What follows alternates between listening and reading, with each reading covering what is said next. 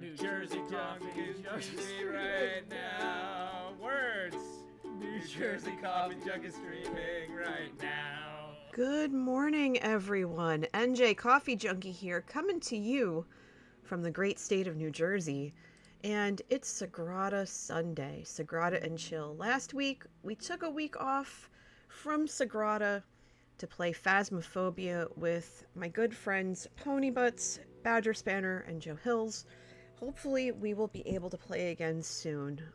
I'm hoping that we can have a really good time like we did last week. And if you missed it, the VOD is up both on Twitch, and it's also available on my second YouTube channel, NJ Coffee Junkies Recaf, which you can find by hitting !YouTube. Good morning, Lady Amelia. How are you? I hope that you are doing well. I hope everything's all right. Happy Sunday, everyone. Ancient Spoon 68, thank you for the follow. And Jonas Azulis, thank you for the follow. Appreciate it. Welcome on in. Welcome to the cafe community. I am NJ, the cafe manager, if you will. And like I said, it's Sagrada Sunday. Sagrada is a game that is based off of a real basilica in Spain called the Sagrada Familia. And over the course of this stream, if there's anyone here who has no idea what Sagrada is or how to play, don't worry. I will walk you through like I normally do every week. Lady Amelia says, I'm doing great. How are you? I'm fantastic, given I just woke up a half hour ago or so. I always wait till the very last minute and sleep in as long as I can before I start stream, which I realize I have not posted on I have not posted that I've gone live anywhere, which is unlike me. I usually wait a couple of minutes, and I guess this is still the hamster on trying to get on the wheel, if you, I guess, so to speak. Just trying to wake up a little bit. I have my coffee today. I have a half calf blend. I made a carafe this morning. And I have some Italian sweet creamer in it, and, you know, some milk and stuff. So that is going to wake up my brain cells and get me into a Sagrada groove. As I take another nice deep sip, because that's what you do with coffee. You got to take that first sip. That first sip is just, that's where the magic happens. Because you get that first burst of the richness of the coffee and the smoothness of the creamer, like cutting down on the acidity of the coffee. That's, you know, chef's kiss. That's a great way to start every single morning. Like, a lot of times, you know, you get up, you make your cup, and then you're just like, shoo, you're out. And you don't get to really, indulge and let your taste buds have that flavor and recognize that flavor and indulge in it for just a few seconds. So what I'm going to do right now, really quick, before I hop into this first game, is I'm going to just post my stuff so that I can do the thing.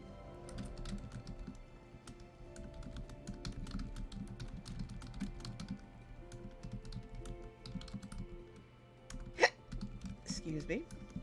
So tell me, it's a holiday weekend here in the US. It's Memorial Day weekend, and we have this Monday off. We have tomorrow off, as we remember those who gave of themselves, made the ultimate sacrifice for our freedoms. And a lot of people have barbecues and stuff like that, at least in the before times. I don't know what people are doing this year. Tell me, chat, what are you up to for this holiday? What is going on in your neck of the woods? Tell me a story. Tell me a story. Tell me what's going on.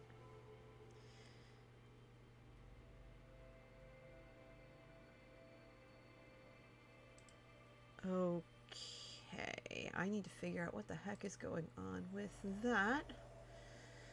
But we are gonna do this instead.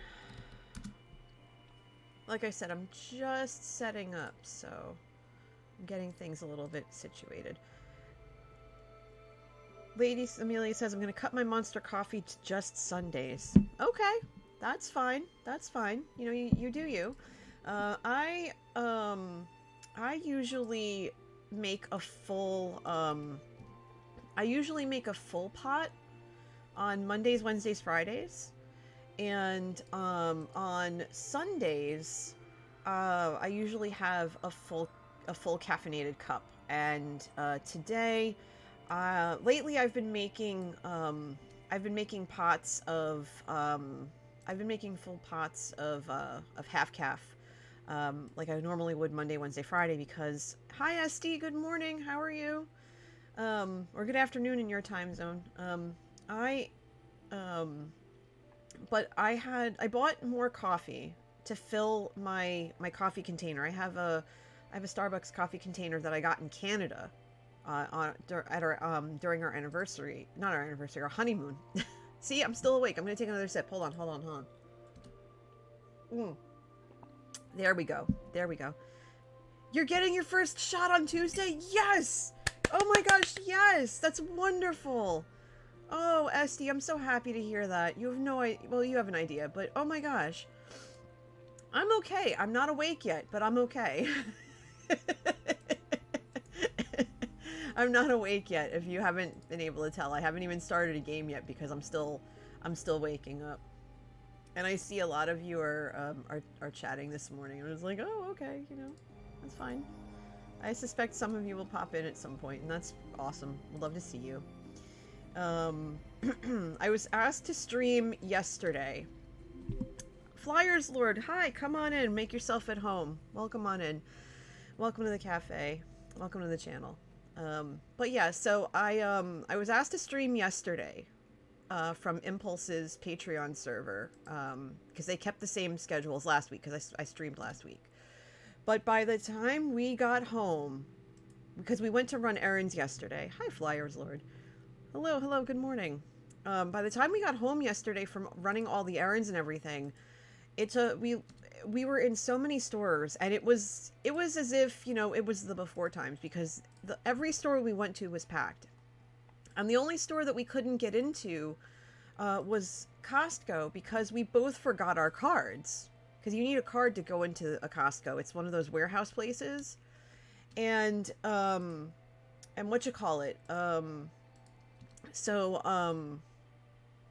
excuse me, my allergies are really bad today, so if I cough or sneeze and I don't catch it, I'm really, really sorry. I'm a mess today, but in a good way, and I realize I forgot to tag. Let me fix that.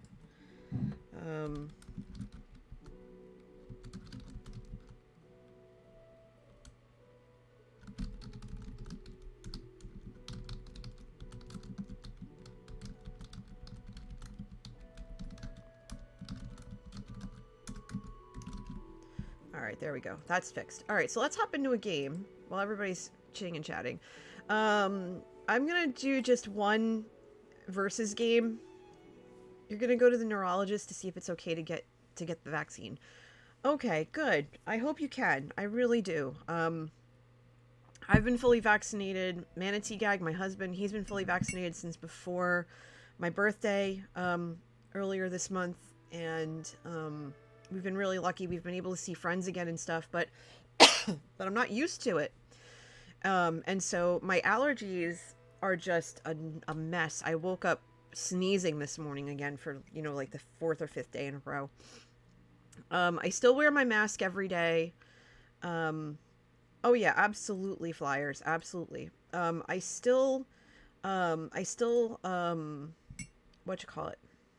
you know, I still wear my mask to work and everything. 99% of us at work are vaccinated. I found out on Friday, so I found out the other day, that there is someone at my office who did not get the vaccine and is not getting the vaccine, and I went, are you kidding me? Because my boss made it I think my boss made it a requirement for people to have it, but that's his nephew, so I'm like, okay, well, thanks for telling me, so I'm going to keep my mask on. If nothing else, to protect him, because, you can still pass it on if you're vaccinated. So I still wear my mask when I go out and stuff, and we both do. And here in Jersey, there are some places that say if you are vaccinated, you don't have to wear it. But most places still are requiring it. And I think it's mainly because we do have a number of people who aren't vaccinated yet. Although I found out that my town right now, about almost three quarters of the town's population are vaccinated fully. So, Flyers Lord, I wish it was more simple than that. It's more complicated than that, and I didn't get into it. He's required to wear his mask, and he chooses to wear his mask, and as long as he's doing what he can to stay safe by staying socially distant from us and everything, then he should be fine. As much as I hate that he's not going to do that, but you know, what can I do? But let's hop into a game. I'm just picking a board at random. I always pick the first board at random. And, is there anyone here who's never seen this game before or never played this game before? Because if there is, I need to know so that I can explain how the rules work.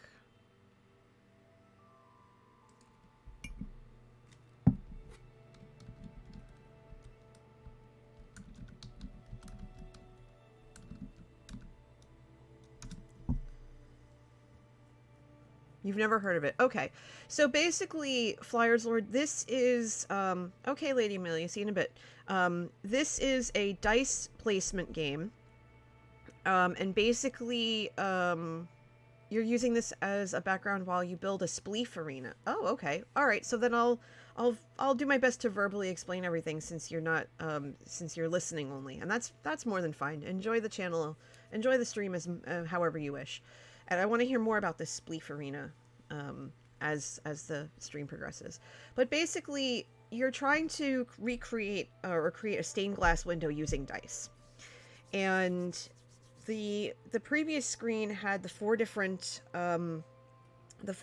boards, and they range in difficulty from 3 to 6. And they're signified by favor tokens that are at the bottom of every board. And so and those favor tokens you use to pay for these. These are tools. And they allow you to either manipulate the dice or manipulate the board as you see fit to be able to fill in all the different spots. And so the 3 tools that I have here are Flux Brush, which is draft a die, then re-roll it. If it cannot be placed, return it to the draft pool. And I'm going to explain all of that on the next screen. Glazing Hammer, re-roll all the dice in the draft pool. This may only be used on your second turn before drafting. And then Grinding Stone. Draft a die, then flip it to its opposite side, where 6 becomes 1, 5 to 2, 4 to 3, and vice versa. So those will come in handy during the game. Now, on 2 screens ago, when the boards were ready to be chosen, we were given a private objective that is just for us, where we have to look at yellow dice, and we have to put yellow dice on the board. And that's where we get our bonus points from. We get those bonus points from the yellow dice. These now are public objectives. These are 3 objectives that every person playing has to attempt in order to get bonus points. So right now we have, for 2 points, light shades, sets of 1 and 2 anywhere for 2 points per pair. For 6 points per row, there are 4 rows in the game and 5 columns. So this is up to 24 points. Row color variety, rows with no repeated colors. So that's a little difficult because there's only 5 colors in the game. Red, yellow, green, blue, and purple. So there's only 5 colors in the game, and there's only 5 spots. So row color variety is one of the most difficult bonus point objectives to do on a full board. And then there's also, for 4 points per column, so a max of 20 points, column shade variety, columns with no repeated values. So we're looking at a pretty high, these 2 here alone, 24 points, and then another 20 points. That's 44 points of bonus goodness right there. And then, with the pairs, that's a little more difficult. Honestly, that's going to be the hardest one because we have to keep everything different. Now, what you see in front of you I go first for this first round, so this is perfect. So at the very top of the screen, you see the turn order, and I have 3 opponents, and I go first. And the way that the turns go is 1, 2, 3, 4, 4, 3, 2, 1. That balances out who gets which dice. It makes it fair, it makes it even, so that the first person, the first person doesn't go 5th and then takes both of the really good dice. It's a balancing act. And then the person who goes last gets to go twice. So if there are 2 dice that they really want to take, they can take them. Below that is the round track. There are 10 rounds in a game. And at the end of every round, any dice that are left over in the pool are placed in the round track to signify the end of the round and the beginning of the new one. To the bottom left are my favor tokens, which measure the difficulty of the board that I'm using. I'm using a lower difficulty board with 4 favor tokens. Those favor tokens are used to pay for the tools that I mentioned earlier, and I'll explain a little bit more about that in just a second. The objectives are in the 4 squares on the left and right hand side, with the private objective being in the top left of that, and the 3 public objectives filling in the remainder. And then we have our board square in the middle, literally and figuratively. It is a square. And it has a pattern already on it. And the pattern is great because it signifies what the restrictions are. There are 3 restrictions. As I realize I need to change that. That just popped up. That timer needs to be turned off for today. So we're going to turn that one off. Not that one. Yeah, that one. And we're going to turn this one back on. Okay, very good. All right, sorry about that. Anyway, so this board has 3 different restrictions that I'm going to need to look at and be aware of as I play. And I allow backseat gaming on this, so you're more than welcome to add your own commentary or suggest spots as you learn how to play. I'm totally for that. There is a little bit of a delay, so I'll do my best to be mindful of that. But the 3 restrictions first, one is color. So you'll see that there's already some colored in spots on the board, yellow, red, and purple. I can only place dice in those spots that match that color. So a yellow in the yellow spot, and etc. The second restriction is value or numerical, and you can see those on the board already. This middle column especially makes it easier to adhere to or attempt the public objective of the row value variety, because it's already pretty much set up for me to do that. And and in that sense, that's great. But yeah, you can't place a yellow next to a yellow, you can't place a 6 next to a 6, and so on. So for example, if I placed a yellow 1 in this spot right here, I would not be able to place a 1 above it because of the restriction. And so I wouldn't do that, because you don't want to leave yourself open to not being able to place dice, because you lose points for every open spot you have. And the third, which I just alluded to, the third restriction is adjacency. So I can't place the same color next to each other. I can't place the same number next to each other. So that's something I need to be careful about. So knowing all of this, we have our draft pool down here. Our draft pool is where the different dice are, and this is what we'll be able to choose from. We only get 1 die per turn, or per turn in the round. So we get 2 dice every turn. Below that are the tools, and you'll see that there is a favor token symbol above each one. It costs 1 favor token for the first use by any player. After that, it's 2 tokens for any player. So if you want to use a tool and it hasn't been used yet, it's good to use it right away so that you get the lower cost, and then you make the other players who might need it have to pay more. Now, having said all that, this is what we're looking at. We're looking at a red 6, a red 5 and 4, a yellow 6, 4 and 2, a blue 2, a purple 6, and a purple 5. Okay. We know that the columns need to be different numerically. We know that yellow is our color to find. We know that we need to keep the rows different colors. So what I think I want to do first is I think I want to take this yellow 6, because that will give me 6 points at the end of the game right off the bat. And we don't have to keep the rows different numerically. We have to keep the columns different numerically. So I'm not worried about that 6 restriction right there. That's irrelevant for this. So granted, we're going to have to figure out what we can put in these 2 spaces. And if there are only 6s left, I'm in trouble. Which is a distinct possibility could happen, come to think of it. So that's why you want to be careful about where you place. Because the first die you place in the game can only be placed in around the perimeter. And you build your way out from there. So what should I do? Part of me thinks I should take the purple 6, but I don't want to. I don't want to. Excuse me.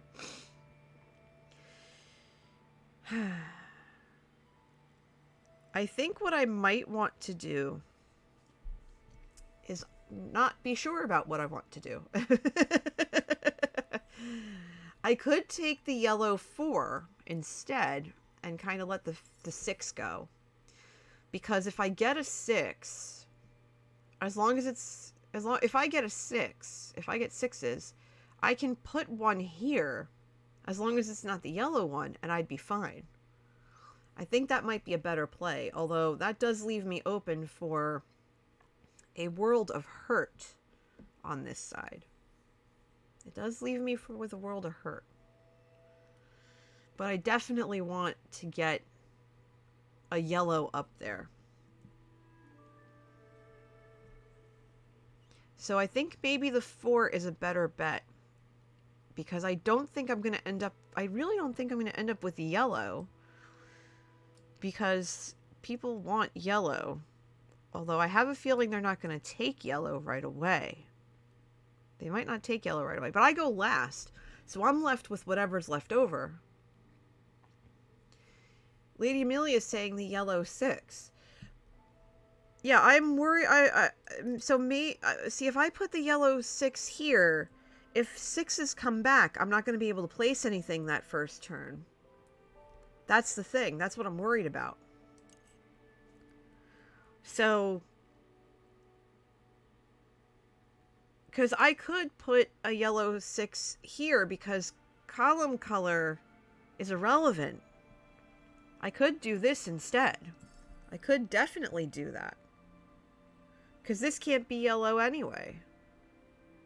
I could do that. And then if a yellow comes back, that's fine. And then if anything else comes back, as long as it's not red, that's fine. Because there's nothing I can do that could move. But at the same time, I do have a favor token. So you might be right, Lady Amelia. Because I could switch these around. But will I be left with both yellows? That's what I worry about. So here, hold on. You know what? Here's what we're going to do. We're going to go ahead. And we are going to take this.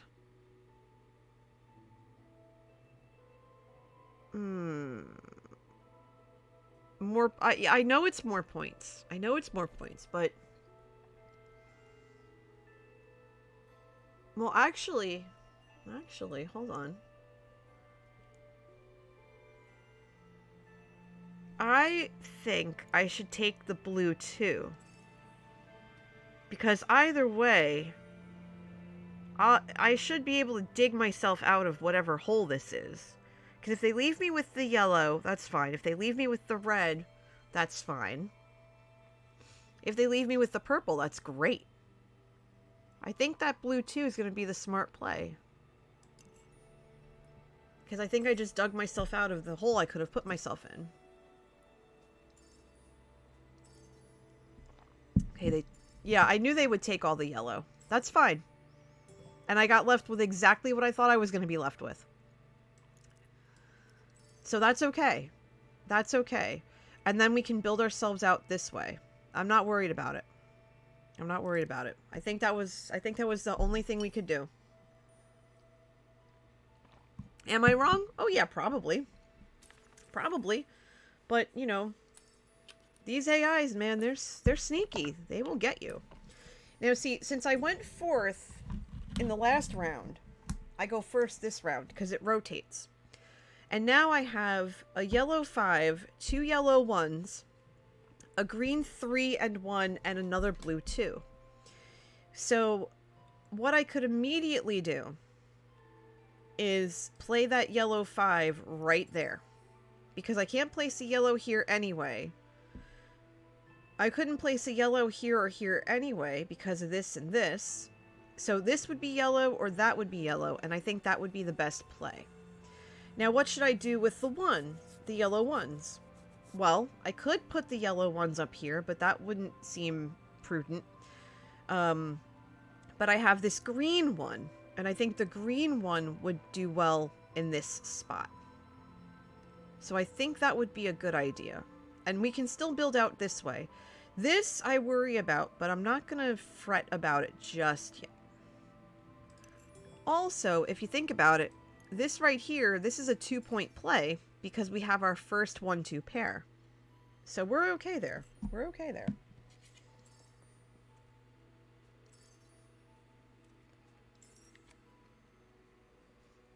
And one of the yellow 1s goes to the round track.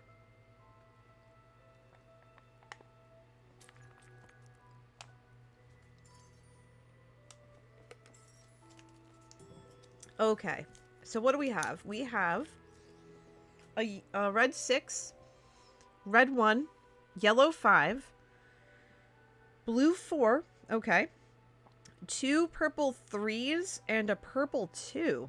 Interesting, okay. Well, we definitely want that yellow 5. We definitely want that yellow 5. Perhaps maybe we'll plunk it here. Because we can plunk it there or we can plunk it there. Because this can't be a 5 anyway. So that's not too bad. So we can do that. And then we go third this round. So we could take the red 1. We could take the purple 2. We could take the blue 4. We have options here. So I think that's going to be the best play. And they left us with a whole bunch of garbage. But that's alright. That's okay. We're going to take this blue 4. And we're going to put it right there. Although now we can't place blue in this row. So this or this has to be yellow. So we have to keep an eye on that. And this has to be green and red. So we have to be careful about that too. Because remember, we want to maximize the rows as much as we want to maximize the... we want to maximize the rows as much as we want to maximize the columns. By the way, if you're hearing a little bit of background noise, it's the air conditioner. It's been so uncomfortably warm the last couple days, although yesterday was cold and today is no better. The office gets really, really hot in here. So I have to do what I can to keep cool. Okay. What are we looking at right now? We're looking at another yellow 5. Perfect. A red 3. A yellow 3. A green 1. A blue 2. We've been seeing blue 2s come up a lot lately. Coming up pretty often already. 2 purple 5s and a purple 3. Okay, well, we already know that we're going to put this yellow 5 right there. We already know that for a fact. We know that right away. So that's not too bad. And we go second this round, so we're going to see the very tail end of whatever's here. I do believe that we should be able to place almost anything here. So I'm not worried about anything that comes back. So that yellow 5, I think, was the best play. As Lady Amelia seems to agree. And just as I suspected, we got basically everything we basically got what I expected to come back to us. We're going to just take one of these yellow 5s. Because again, we are restricted by column in terms of what is value or numerical. But rows were good. So this has to be a purple. Or this has to be a purple. Because this cannot be a purple. Blue can go here. It has to go up here somewhere. So again, I have to be mindful of that as the game progresses. Okay, round 5. I go again. First and last. Let's see. Red 2. Red 1. Okay. Yellow 5. Yellow 3. Yellow 2. Green 5.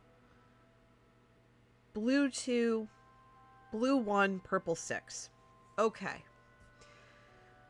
Whew. Alright, so Lady Amelia is automatically saying the red 2. We know that red has to go up here. We know that. And it has to go here or here as well. But it also can go here. We can definitely place that red 2 here. That means that this is going to have to be green or blue. So the first chance we get, we have to put that there. We have to put that there. Green or blue, right here. I also see another yellow 5, which might not come back to us, but who knows. We're just going to have to play that by ear, because yellow can go here or here at this point. Yellow can go here or here. And that's a-okay. And we're going to get 4 points, because this is all different numerically. Again, I have to keep that in mind as well. So there's a lot of moving pieces to this game, and a lot of people compare it to Sudoku, which it kind of has that vibe. But I actually find this a little bit harder. It's like a good logic game. It's a good logic game. Okay, so we were left with a yellow 3 and a purple 6. And part of me wants to put the yellow 3 in here to get rid of the restriction and not have to worry about yellow. But at the same time, I'm not sure. Part of me wants to take the purple 6, plunk it here, and call it a day. And get it out of the way. But I'm not sure. Should I put the yellow 3 under the purple 5, or should I put the purple 6 where it currently is on the board? You tell me.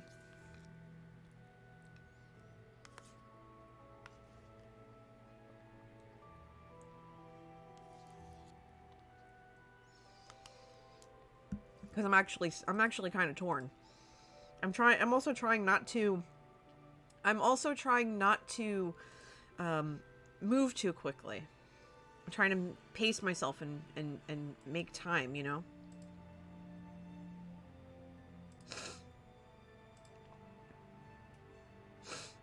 Oh, goodness. Looks good. Alright, so we'll keep that 6. We'll let the yellow 3 go into the abyss, if you will. Okay. In the meantime...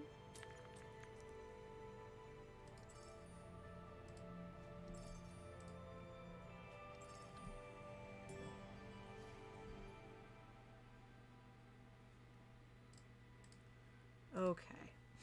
Alright, so what do we have now? We have, let's see, we have 2 red 1s, a yellow 5, a yellow 2, a green 2, and a blue 4. Okay, so no 3s. Interesting. So maybe that wasn't the tools needed. Not necessarily. Not yet. Not yet. We know that this has to be a green. This here has to be a green and a red. So I could fill this in, green and red, and get this done. This has to be red and blue. This has to be red and blue. So I could go like this. Like I could go like this, one, and then 2. And then this would have to be green. I could do that and get that red out of the way. Or I could put the yellow 5. I could put the yellow 5 down here, get the yellows out of the way, get another 5 points, and then worry about everything else later. That's what I'm kind of thinking, because I don't think I'm going to see that yellow 6 ever again. So I think this might be good. And then the red 1 I can put down there, or I can put up here. But that blue 4 is calling me. But that means this is going to have to be a red 2, and that's a little disturbing. But that yellow 5, I'm not going to waste that opportunity. That has to be there. I could do something with this, but I almost don't want to. I could also re-roll all of this. Oh no! Oh no, oh no, oh no. I just realized what I did wrong. There are 2 5s in this column. So I lost out on 4 points. But that's okay, because this is a 10-point column. It's okay. It's okay. It's alright. It's alright. That was my bad. That was my bad. I boo-booed that. I'm sorry. I oopsied that. I oopsied that doodle. Oops. 10 is better than 4. Yes, that's right. See, so this would have to be green. So what I could do is I could use the Grinding Stone Lady Amelia. Make this a 3. Put it there. Get the 4 points. Well, this wouldn't be 4 points, actually. Never mind. But I could do that, and then this would be green by default. So this could still be green. This could still be green. This has to be purple. So the next purple we find has to go here. There's no ifs, ands, or buts about it. So if this is red, this is green. This would have to be red, and this would have to be green. It would have to go red, green to balance out. And I wouldn't be able to use... Well, well, this is my second turn anyway, so... I mean, I'm okay with that. I could also wait and put the 1 here. And get rid of that restriction. I could do that. Or I could put the 1 there. Or even here. I need 3s more. That's true. That's very true. Alright, so we'll do that. We'll use the Grinding Stone. We'll turn that to a 3. We'll put the 3 there, and we'll get rid of that restriction. We'll do that. That's fine. Alright, so go ahead, my opponents. What kind of mess did I leave you?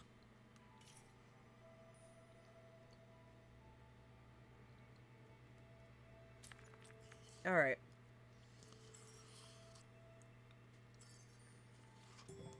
Okay. No green, so that's worrisome. There's no green. There's no green. Okay.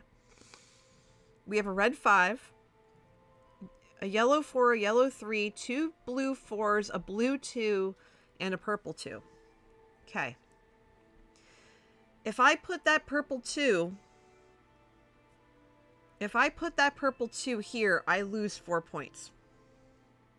Guaranteed I lose 4 points. Because there's already a 2 up there. Because the columns have to be different numerically. That's why I lost the 4 points here, because there's 2 yellow 5s. Yeah, I botched that.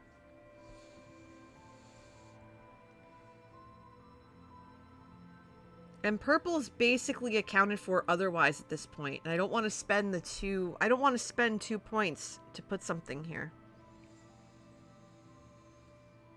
What I could do instead is put the red 5 here, get rid of the red restriction. Get rid of that red restriction. Because this has to be green. This has to be red or blue. So I might put the blue... You know what? Hold on. I'm going to put the blue 2 there. Because I need the 2 more than the red. Because I could put almost any red here. But this is going to have to be red as well. So this is blue. This is red. That's going to give us 6 points. This has to be green. And then red can go here. And green can go here. And everything's copacetic. That's the play. That's the play. Now, I'm only left with yellows and blues. That's okay. No, it's not. That's bad. Oh, no, that's... Oh, I'm...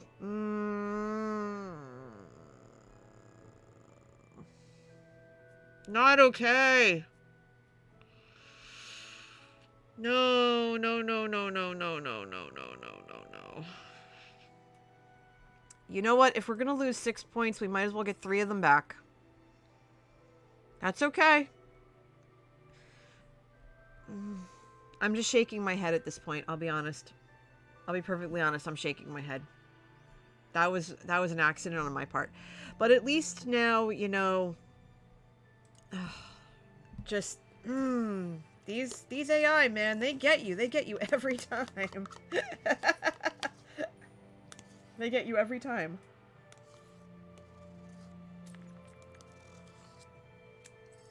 Alright, how can we fix this?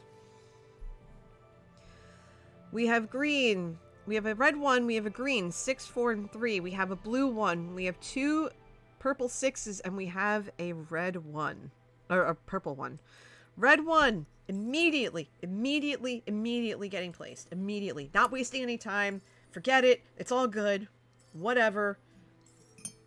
We're going to be left with purples and green. That's fine. That's totally fine. That's a-okay. We know that this row is completely borked. This one, however, is not. So we're going to put that 4. We're going to put that 4 right there. That's going to give us 6 points because we've got all the colors there. All we need is a red here, and then we need a green and a red right here. So the green's gonna go here, the red's gonna go here. It's gonna be fine. It's gonna be fine. And we can put basically anything we want because we're gonna, as long as it's, you know, not a 5 or a 4. So this would be a 3. This would be a 3 or a 6. A 3 or a 6 here is gonna give us 4 points. And we have 4 points from here, so there's that. Plus, it looks like we have 4 points from the 2, 1, 2 pairs.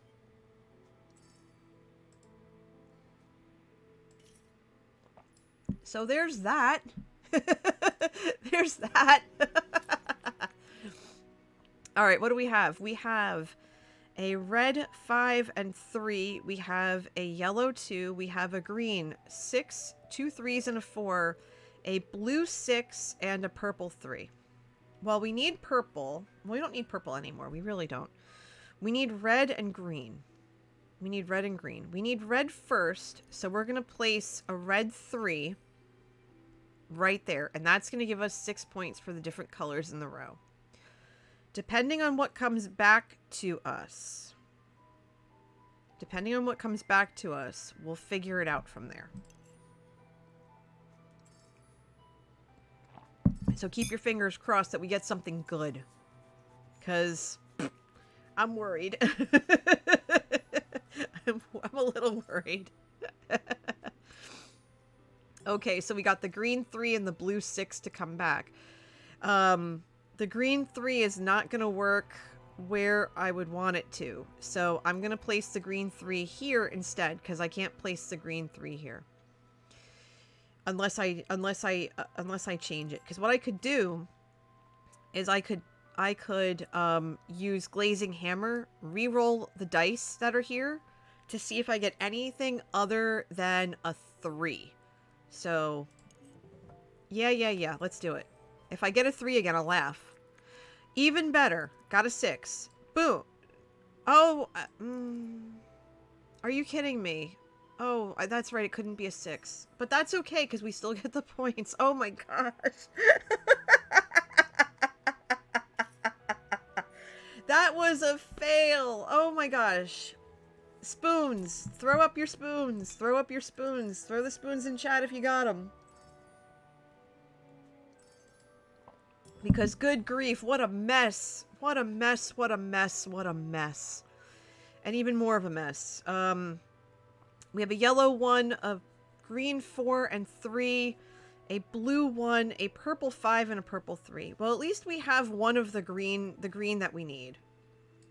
So we will do that. We will do that. We will get... And we can't get the 4 points either because there's 2 3s. Oh my gosh, people! Major botcherina. Oh gosh, what did we do?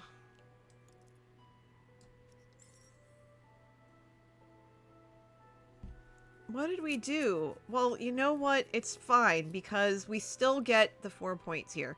So I don't think we won this game at all. I don't think we came close. But we tried.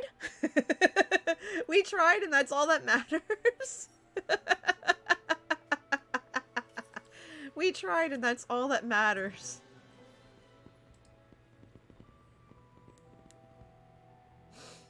Oh, goodness. What a mess. What a delightful mess.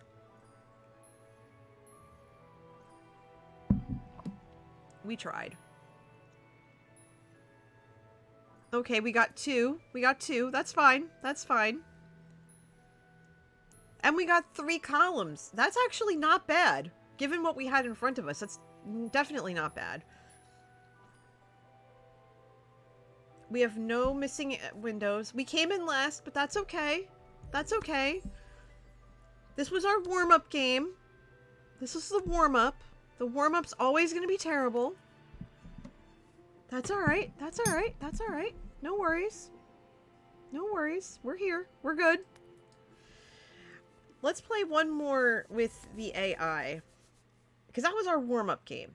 Now that we know what we're doing, now that we have a better idea of what we need to keep out for, now that we got the rules of the game down, the gameplay down, we're gonna dive right into the next game.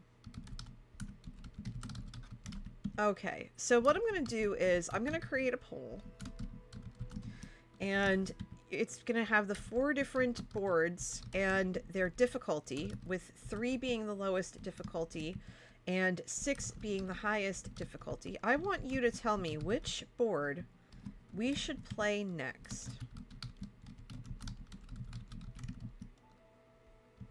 Okay, so this is going to be a minute-long poll because, you know, we want to dive right in. We have, we're looking for yellow. Yellow, again, is our private objective. And our 4 board options are Suncatcher at level 3 difficulty, Water of Life at level 6 difficulty, which you can see has a lot of the board covered with restrictions, Ripples of Light, which is a level 5 difficulty, and Chromatic Splendor, which is a 4 difficulty. So get your votes in now. You've got about 30 seconds left. Tell me what you want me to play. That would be great. Get your votes in there. You can use bits. You can use coffee beans, which are our channel points here. Tell me which board you want to play next, because we're going to do that. We're going to play this game together.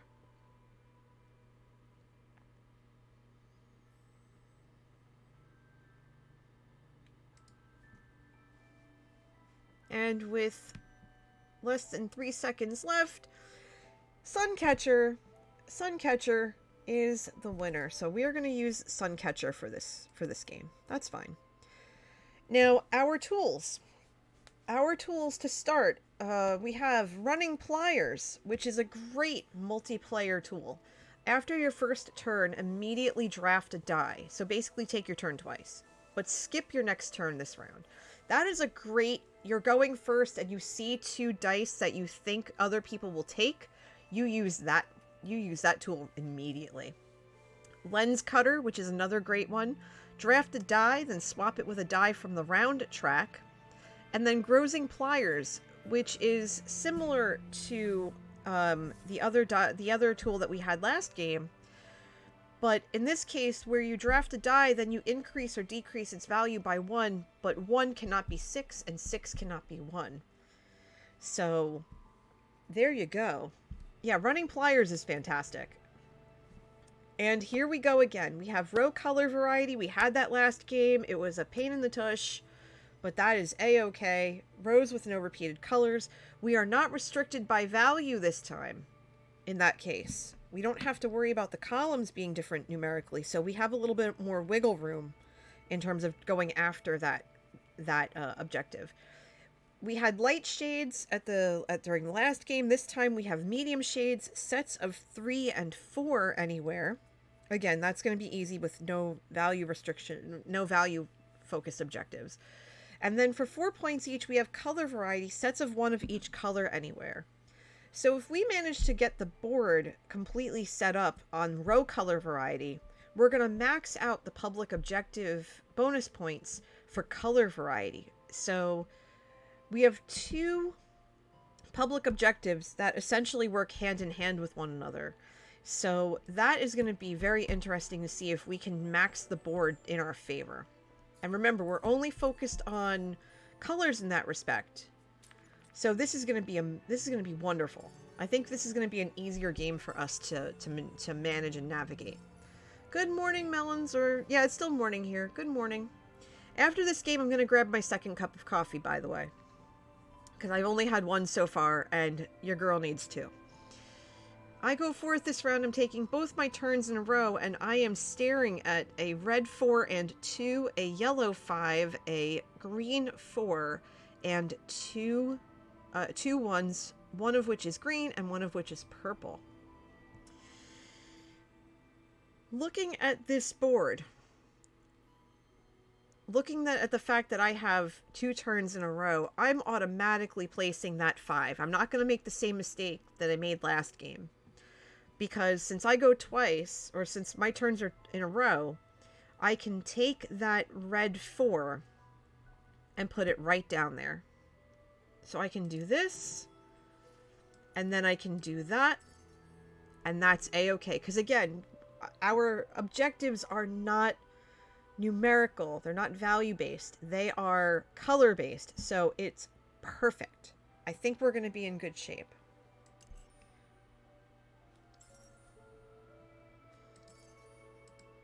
But I hope that everyone here is having a wonderful Sunday. I know after I'm done here, Manatee and I are basically going to go ham and cheese on the house. That's our way of saying we're gonna clean it from top to bottom. We try to do at least 1 or 2 rooms every week because I'm in the office full time, so I'm not home as much as I used to be. And he works out of the office all day, so he's always has a lot of like a heavy workload, so he's never able to get anything around the house done because he's working. So we take the weekends to do everything, and I have to work tomorrow. My boss is dropping work off for me tomorrow, so I have to work tomorrow afternoon. So today is really the day of we're just going to get as much done as possible. And I was like, we could probably go out and, go grab some mint and see if we can find some mint plants because we want to plant mint around the house. And it's pouring rain. It's been raining on and off all day, and it looks really gross out, and it's probably humid and just like, So we're doing all of our interior stuff today. And so I'm really excited about it because we did all of our external stuff yesterday. And, so we went out and we ran all of our errands, and you would think that there was nothing going on in terms of like socially distancing or anything, because there were so many people out yesterday that by the time we finished grocery shopping, the 2 of us were just spent. We didn't want to do anything. And I came home and I had such a bad sinus headache that I had had all day. Like, it wasn't where I was getting vertigo or anything like that, But there was one point where I was in the store and my body was just like totally noped. Like my soul was not in the building because my head was bothering me so much. And Manatee's like, "Are you okay?" I'm like, "Yeah, I'm fine. Let's just get through this so I can get home." And I got home and I got a hot cloth and I splatted it on my face just to let my sinuses open up, and I took a 20-minute nap and I felt so much better. And then I was like, oh, well, you know, we have to cook, and yeah, that's fine. Good morning, Serena. How are you? I am having a wonderful Sunday. I'm feeling a little bit better. That's totally okay. You enjoy your day. Melon says, green in the corner into a 3 in the yellow restriction. I would, but I can't reach it yet. I can't reach it yet. I'm not there yet. I still have the adjacency restriction. I have to keep connected with the rest of the board. What I can do though is continue moving over, because I do have the color restrictions up here. So this here can't be red. So I have to keep an eye out on that. Not yet, no. I have to make my way across. So let's see. I have a red 5, a yellow 3 and 1, 2 green 6s, a blue 4, and a purple 1. Okay.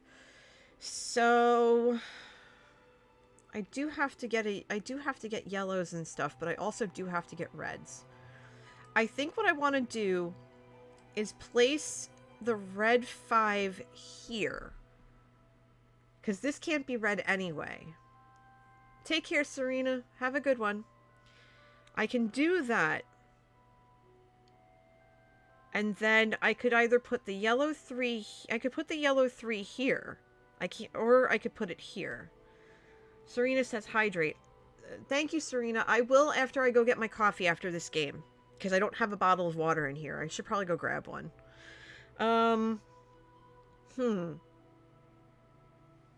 I think getting rid of that 5 restriction is going to be very helpful. So I'll do that. I'll let Diego take his turns. Okay, he took the 3. Alright, I kind of figured. That's fine. Because again, we are not limited. We're not limited by the restrictions. Although, I am keeping an eye on this 3 restriction. I am. That yellow 3 is, to let it go, is fine. And I don't want to use the yellow 1 because I think that's a waste of a yellow spot. So what I might want to do instead, I think I want to place this green 6 here. So that this is going to have to be red. This is going to have to be red or purple. This is going to have to be red or purple. So we're going to have to keep an eye out for that.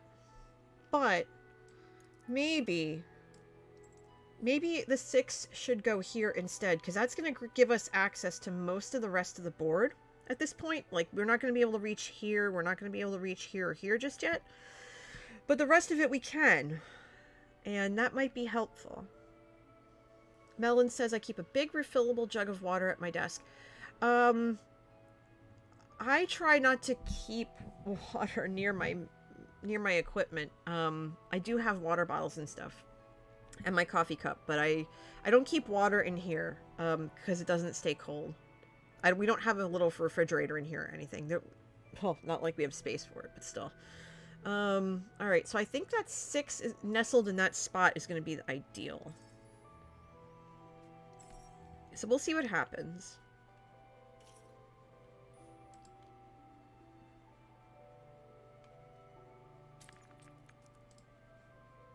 Hi, Dorkster. Good morning. So early. What time is it for you, if you don't mind me asking? Because it's a little after noon here. All right, what do we have? We have a yellow 4 and 3 and 2 yellow 1s. Ooh, it's 9 a.m. for you on a Sunday. Oh, you are up too early. You're up too early. But good morning nevertheless.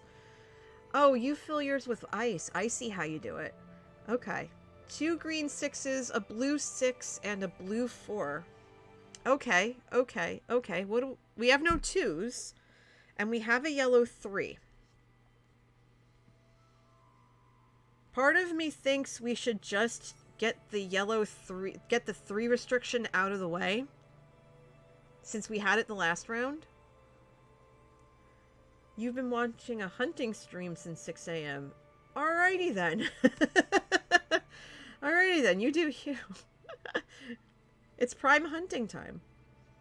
Alright, so that yellow 3 being in the yellow spot right there, or being in the 3 spot, what are we thinking? Should we move it here instead, or should we get rid of the value restriction? Should we clear that out? Third cup of Wide Awake Donut Shop. Ooh, that sounds delightful. I just have store brand half calf this morning. What are you thinking, everybody? Should the 3 go in the yellow spot, or should it go in the 3 spot? Melon says value restriction. Okay. Alright, let's see how that pans out. Because we could basically use everything else that's here. Yeah, we can basically use everything else that's here.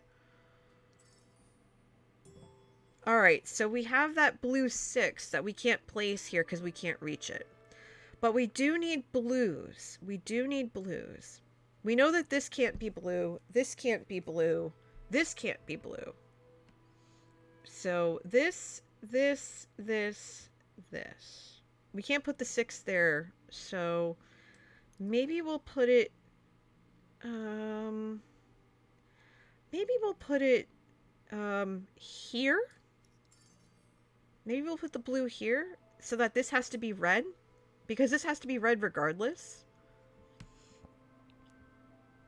Dorkster says, I went to sleep at 8:30 last night, opposed to my usual 3 a.m. Oof. There's 5 colors and 6 numbers, so it's more likely you'll get another yellow. That's true. I mean, it's still early game, but I think this isn't half bad. And if we really need to, we have tools that help us manipulate things, so it's not too bad. It's not too bad, I think. Maybe. Why not the yellow one and the yellow? Because I really want to try and get as many points as I can. And a 1 seems like a waste of a spot, especially if we're not stunted by value. Although I am getting disheartened at the fact that there are no 4s other than blue popping up, which is really disconcerting. Let's see, we have a red 6, red 5, red 2, yellow 2, green 1, blue 4 and 2, purple 5, purple 2. Alright, so let's see. The green 1 we can put in this restriction, and that would be okay. And Lady Amelia is saying 2. That's also doable. If this 5 comes back to us, we can put it there. We could. But that's going to mean that this is going to be yellow or this is going to be yellow, which is the case, honestly. And I don't want to take another turn yet. I'd rather wait till the end. And let's see. Yeah, I knew the red 6 was going to come back to us. I knew that was going to come back. That complicates things just a tinge. Yeah, they stole it. They stole it all right. So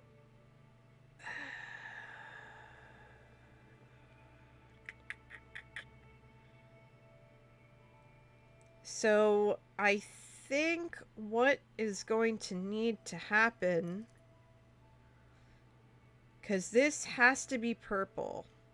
This here has to be, so this has to be purple. This has to be blue. Right? This has to be blue. This has to be purple. So this can't be purple. This can't be blue.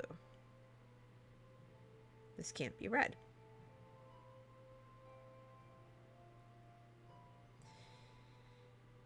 Sigh. All right, let's have a think for a second.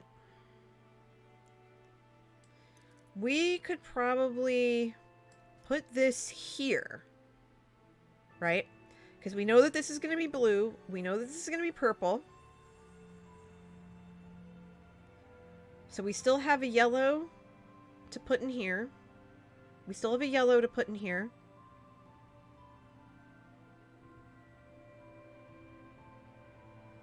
I think we're going to be just fine. But now it's starting to get a little bit hairy. So we're really going to have to pay attention to our colors. It's starting to get a little squirrely, folks. Just a little bit. Okay. So, we have a yellow 2, which we can't use right now. A green 4. We can't use it yet. A green 3. Well, the green 4 we can use. A blue 2, which we can't use. A purple 5 and a purple 1. Okay. Okay.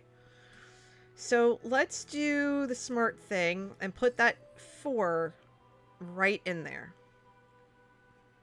We'll put the purple 4 here. So, because this has to be red no matter what. So we're going to do that.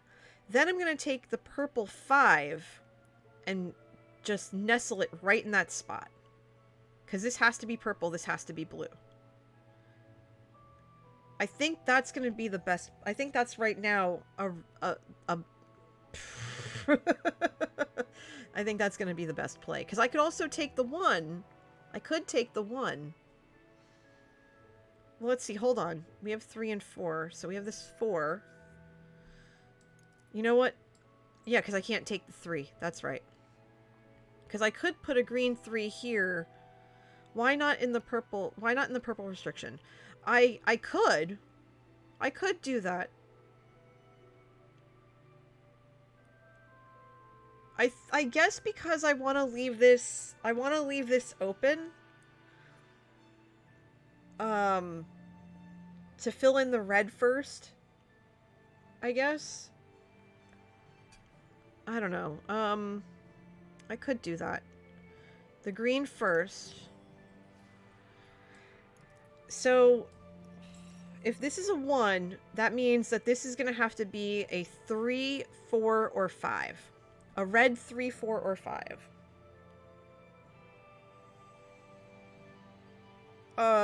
Yeah, 3, 4, or 5. So, it's starting to get a little intense. Because, see, I wanted to leave it open and just have it with this and then figure out the purple later, but that's... I think you're right.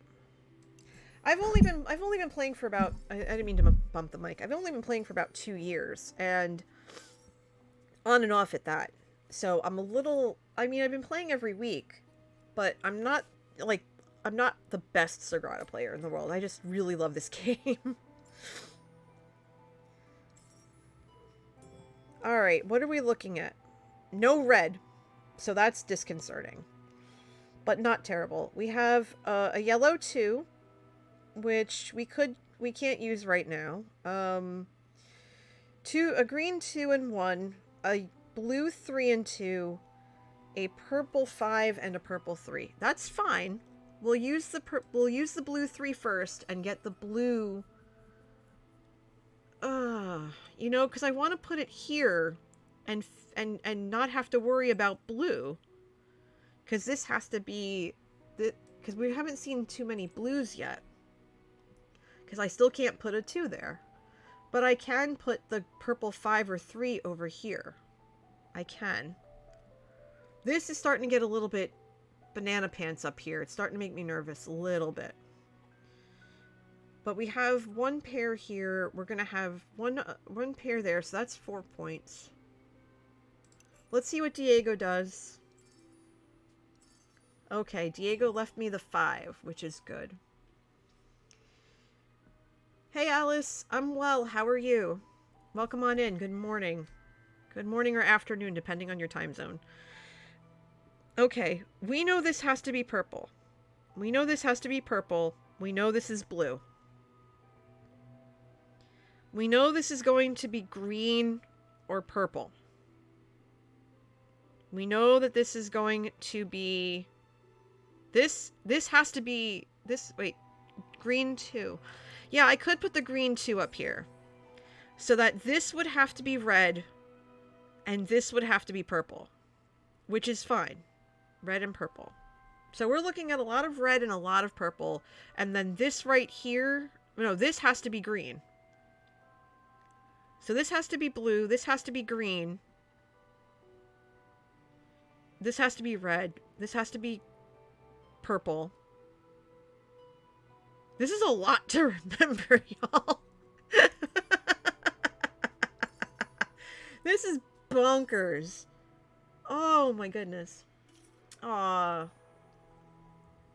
It's gonna be hard for a really long time, Alice. And, you know, it gets more manageable every day. It doesn't get easier, it just gets more manageable. But sending a lot of virtual hugs your way. Okay, we finally got our red, but it's a red we can't use, which is poop, because we need red. 3 yellow 6s, did not see that coming. A green 6, oof. A blue 2, which we can't use. A purple 5 and a purple 2. Oh boy. Okay. What mess we have here. Alright. Alright. The red 2 we can't use at all. The 6s we can. We can put a yellow 6 right there, I think. Because this has to be green. This has to be purple. This has to be green. This has to be purple. This has to be purple. This has to be red. So the 6 is fine. We don't have to worry about yellow for the rest of the game then. And I agree with you that the purple 5 should come over here. I am exceptionally nervous about the lack of reds, though. The red and the blue are bothering me. And we still need to put in the other green. So, and the green has to go here. So part of me is almost like, should I wait to see if the green 6 comes back and put it here? Wait. Melons, are you saying this first? Before these? Because that's doable also. Yes. Screw it. Let's do it. Let's do it. There's no way they're going to go through all the 6s. No way. No, you just wanted to point it out. That's fine, because we got exactly what we thought we would get back. We got it back anyway. So that's fine. So now Alfonso has to figure it out. And he still has restrictions on his board, so that's rough as well. Thank you! But it's red. Oh, wonderful, Alice. That's great. That's fantastic. Alright, so what are we looking at? We're looking at a red 4. We're looking at a red 3, 2, and 1. We're looking at a yellow 1, a green 5, a blue 5, a blue 1, and a purple 5. Okay. So we know that this is... No. NJ, what are you doing? We're going to put that here. We're going to put that here and finish this off. We know that this has to be blue. We can put that there. We know that this has to be green or purple. That's not available. We know that this has to be red. So we can do that. We can do this and finish off the reds and not have to worry about reds. We just have to worry about purples. Yeah, we're doing that, but I'm debating now. Should I take my second turn? Should I take my second turn to get that 5, that blue 5, and plunk it right there and not have to worry about blues ever again? The 4 has to be purple. Yeah. So part of me is like, okay, the red 4 can go there, but I go last, so I'm going to get whatever's left over. So part of me is thinking, use running pliers, take my second turn, take the blue 5, put it here, finish off that row, get the 6 points, and get the 10 points, rather, because 6 and 4, because this is already set. And then worry about everything else later. Because I have a feeling that blue 5 is not coming back. Let's take a look. Yeah, they can take it here or here. They can take it, yeah. I can't take the risk of losing that 5. So I do this, my turns are done, and now I have to worry about this mess up here. This mess up here is just rank. But I also have the round track to work with if I need to, which is, you know, also a mess. So I'm just going to wait now. I'm going to let everybody take their turns. And we're going to keep our fingers crossed. We're going to keep our fingers crossed.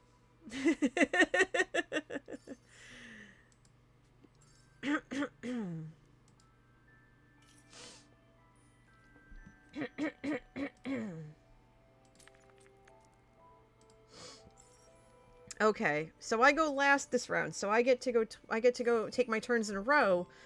So this is actually better. So what do we have? We have a red 2, a yellow 6, a green 4 and 2. So that green 2 is going to go here. A blue 4 and a purple 5.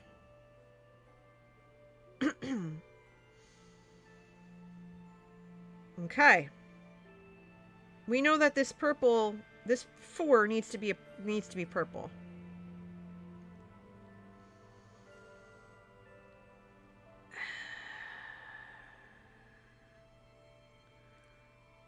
Purple 5 in the corner. No, because this has to be purple. This here has to be purple. This has to be red.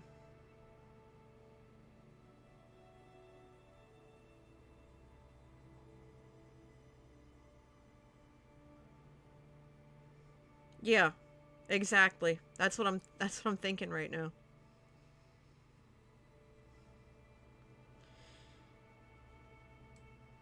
So I don't want to spend 1 point to go from the round track because I don't want to use it. What I could do a couple of things. I could.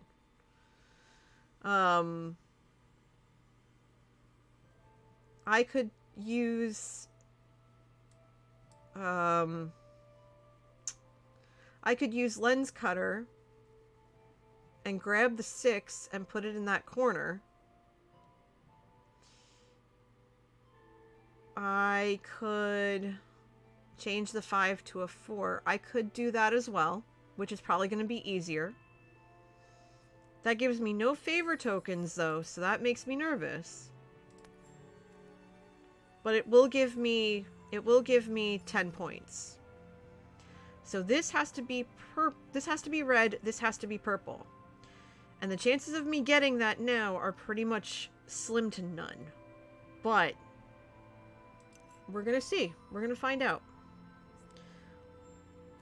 They also just used all their favor tokens, so that works to our advantage a little bit. Diego has barely used any, so I'm really curious about that. And so far it looks like he has 10 points. But he also ended up with 2 5 restrictions. And he's not going to get them either. He's not. Okay, so the red that I wanted to place, I can't.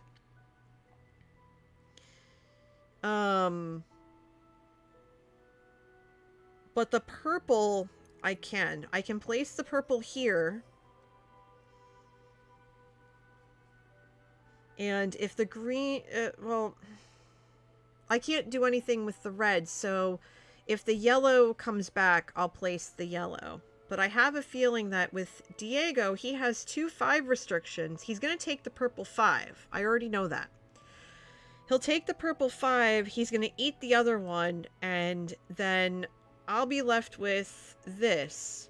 So then in that case, what I'll do is I will take the yellow 1, plunk it in there. I'm going to lose that.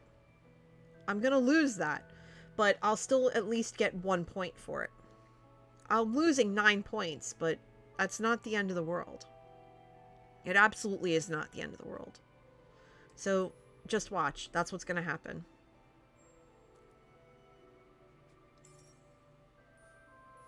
Yep.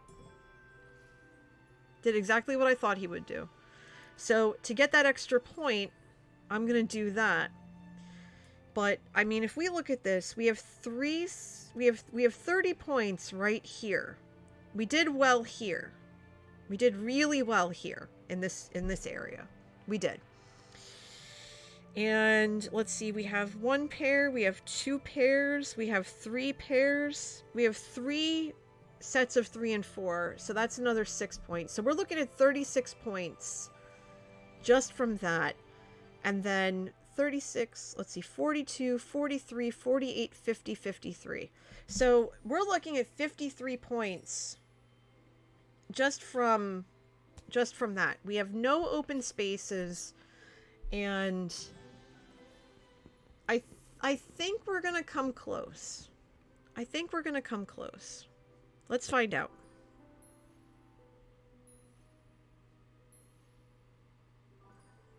Okay, second place so far. Okay, still second place.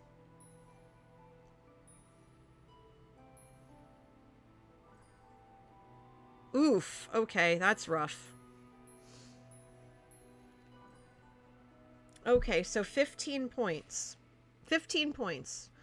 So even if we did that full window, whatever their private objective is, they were able to maximize that private objective. That's where those 15 points came from. They probably had all 6s on their board. So let's take a look at Teresa's windows, right? Let's take a look at Teresa's windows. Okay, so here's Teresa's window.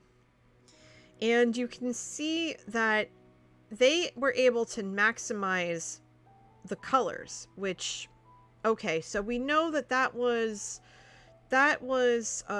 24 and 16. That was 40 points. So they got an extra 4 points on us just for that. So they also had, let's see, so that's 1, 2, 3, 4. They had another additional 2 points on us for the 3-4 objective. And I want to say that their private objective was green, because that's where I see a lot of the maximization with the 2 6s and then the 4 and the 3. So that wasn't too bad, to be honest. I mean, if you look at this, we did pretty well.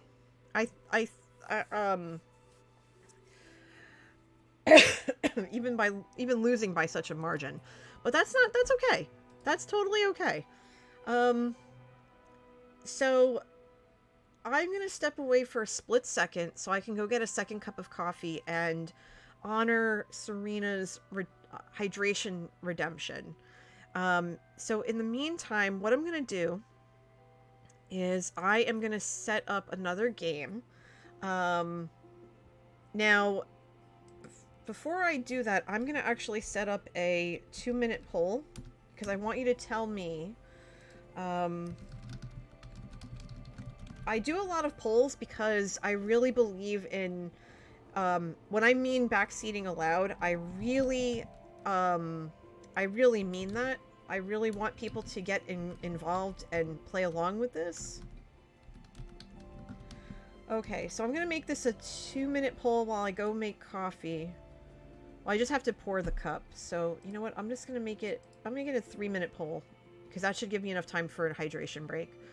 So I'm going to get that started. You can use your bits. You can use your coffee beans. Get in there. Tell me what you want to play. Solo mode or versus the AI again. With the AI mode, I always play on hard difficulty. Solo mode, I always play very easy, or if solo mode is chosen, you can tell me which level we play. But I'll be right back.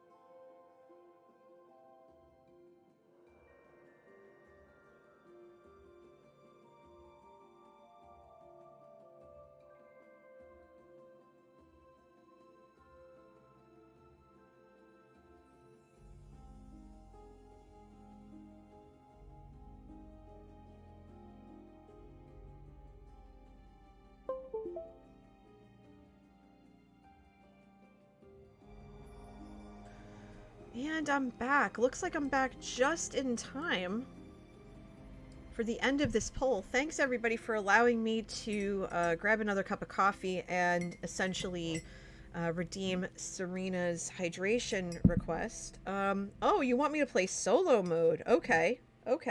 Didn't realize you guys wanted that, but I'm glad. I haven't played solo mode in quite a while. What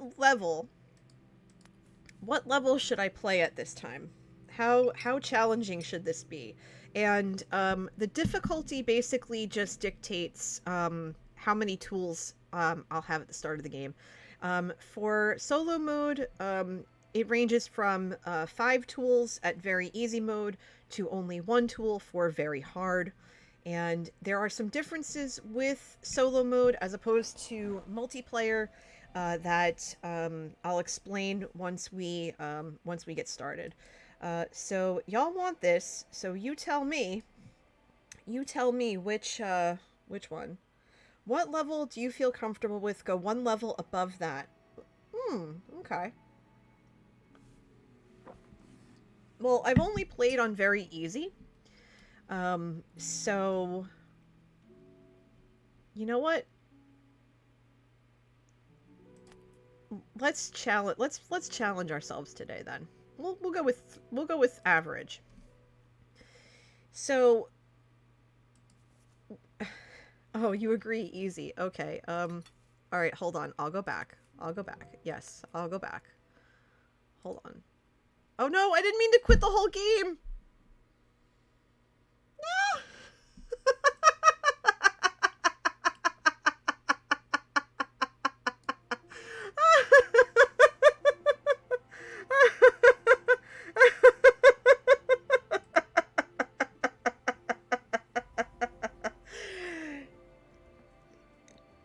Oops. Sorry.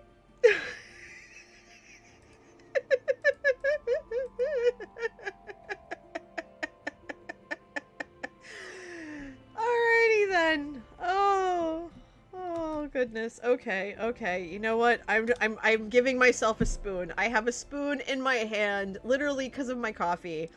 That is, oh, that's such a good spoon moment. Somebody's gonna clip that, and I'm never gonna hear the end of it, but it's so good. That's so funny. Let's try this again, shall we?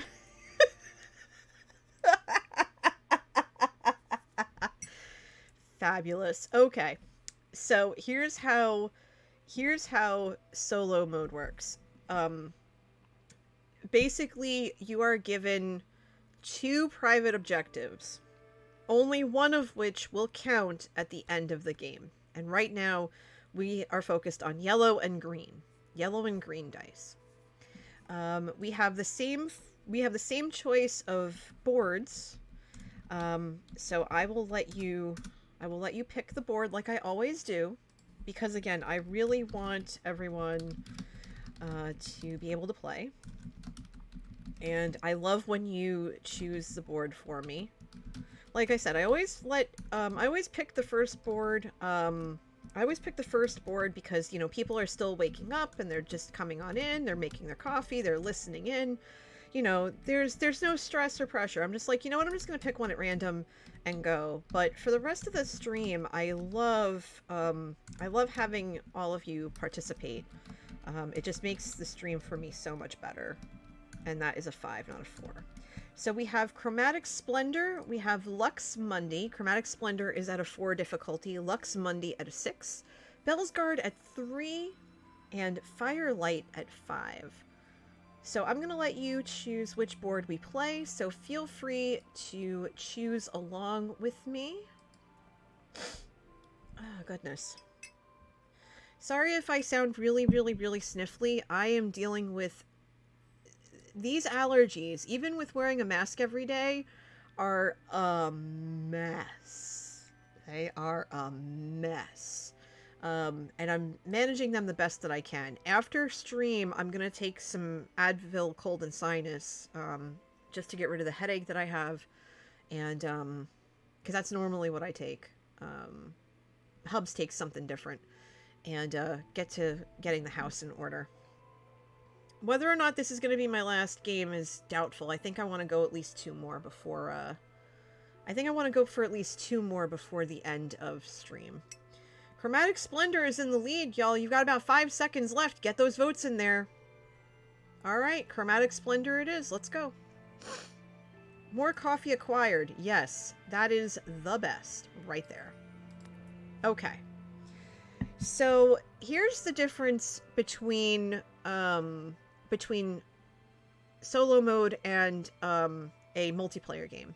In solo mode, you have the same kinds of tools at your disposal, but as opposed to using the favor tokens to pay for them, you burn dice. Minor Thoughts, thank you for the follow and welcome on into the channel and the community. Glad to have you. How are you doing this wonderful Sunday? My name's NJ. Good to meet you. I love when new people come on in for Sagrada Sunday. We're just chilling. We're playing solo mode right now, and I'm just in the middle of explaining the differences between a multiplayer game and a solo game. In a solo game, you burn dice. You basically pay a die to use the tool. And the tools can only be used once per game. So that's also something to keep in mind. So we're going to be using purple dice for both Flux Brush, draft a die and re-roll it. If it cannot be placed, return it to the draft pool. And Grozing Pliers, draft a die, then increase or decrease its value by 1. So 1 cannot be 6, 6 can't be 1. Then for green, we have Grinding Stone, draft a die, then flip it to its opposite side, which is the opposite of Grozing Pliers in a sense, because 6 can become 1. 1 can become 6, 5 to 2, 4 to 3, etc. And then Lens Cutter, which we had last game. We saw one of our opponents use it last game.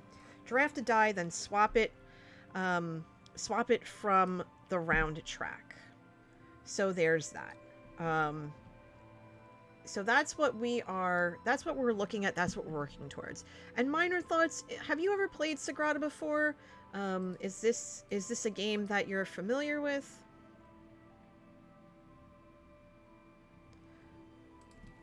Give me 1 second.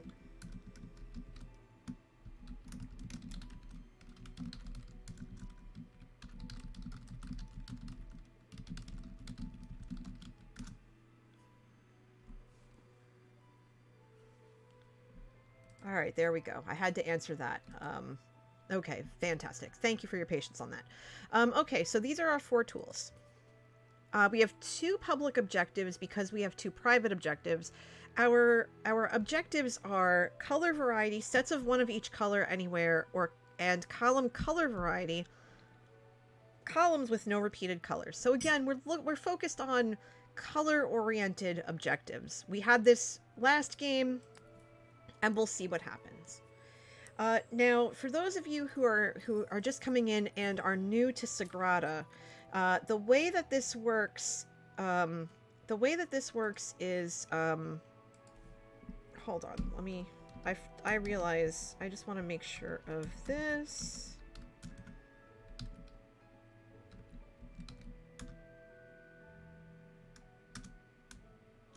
Okay, because he should have already been one. All right, so that is fixed. Very good. Okay. In any event,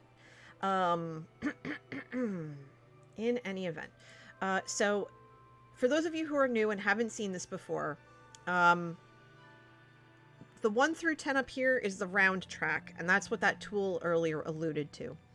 And so there are 10 rounds in a game. Any dice that are left over at the end of a round are placed into the round track to signify the end of one round and the beginning of another one. Then next on that, we have the objectives that are in the 4 spots on 2 on each side of the board. The private objectives are on the top. The public objectives are on the bottom. We have our board, and our board has these restrictions on it. We have color restrictions, so we can only place a green die in the green spot, and so on. There are 5 different colors in the game: red, purple, green, yellow, and blue. We have value restrictions, which are numerical. So we can only place a 5 in this spot here. We can only place a 6 in this spot here. And then we have adjacency restrictions. So we can't place the same color next to each other, and we can't place the same number next to each other. So let's say, for example, I put a red 3 in this 3 spot. I won't be able to place a red next to it on the left because I wouldn't be able to answer that restriction. So that spot would remain open, and that's kind of a problem. The draft pool is down underneath the board, which is where the dice that we have at our disposal to play are placed. And then we have our tools down on the bottom. Like I said, the tools are only used for solo mode once per game. Now, how do we know if we've won a game or not? That goes back up here to the round track. The round track will tally how many points we have to exceed at the end of the game. The most you can get to beat is 144. No, I'm sorry. I can't do math. Let's see. 12 times 10. 120. 120. I've never seen 120. It will rarely, if ever, happen. So that's not something we're going to worry about right now. And it's definitely not happening now because we have a red 5, a red 4, a green 3 rather, and a green 1. So that's not too bad. And keeping the columns different numerically is a lot easier than keeping the different color-wise is a lot easier than keeping the rows different color-wise. Now, the other thing I want to point out is that we have to start in the outer perimeter of the board. So I think what I want to do first is place where do I want to go first?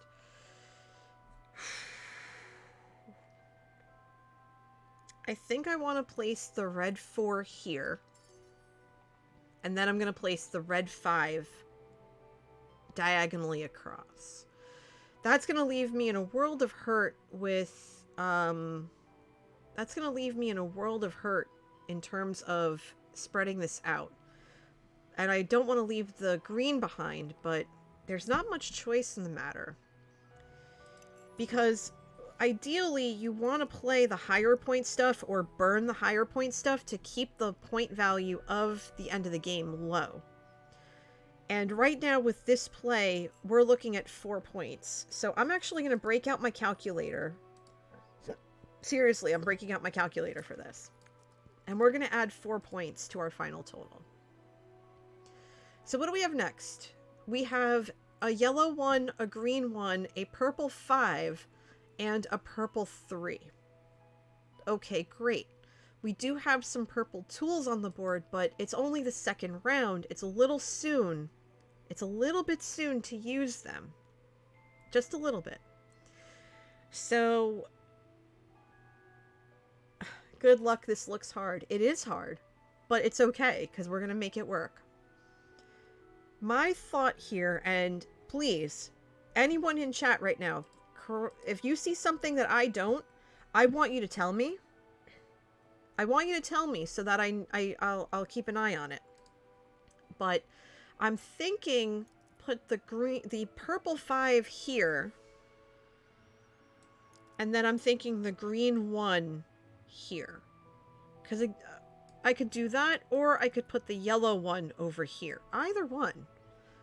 But I think that 1 restriction is going to be harder to fill otherwise. So we can do that. Alice says, I'm still trying to learn this game. Yeah, it takes a little while. It takes a little while. But once you get it, it's totally fine. Now, I honestly can do one of two things. I can put the blue 3 here. Not blue. Why am I thinking it's blue? It's purple. Green 1. Should I put it here? The green 1? Just to get it out of the way? Or should I put it here? Yep, okay. Lady Amelia says putting it in the 1 spot is fine. I agree with that. So we're going to add 4 points to our total. We're now at 8. We're now at 8 points for this, which is fantastic so far. What do we have next? We have a purple 6. We have a green 3. We have a yellow 4. And we have a red 2.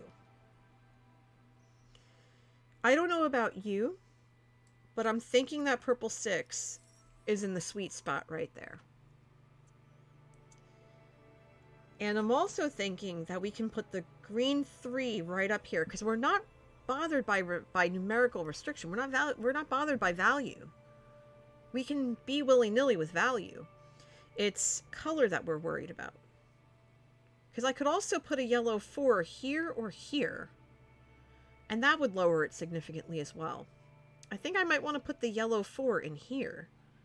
Get those 4 points. And then only have 5 to put up in the round track, which would make it 13 after 3 rounds. It would make it 13 after 3 rounds. So I think we can get away with that. So I think I'm going to do that. We're going to make it 13. And having 2 dice in the round track, this many dice in the round track really helps, because we will be able to use these later. What do we have next? We have a red 2, a red 1, a yellow 3, and a blue 5. Well, that blue 5 is not going to go in the blue spot. Not at all. The yellow 3 can go here or here, which is great. We can get rid of one of those restrictions. Part of me is thinking that we put the yellow 3 here, and then we can put the blue 5 down here.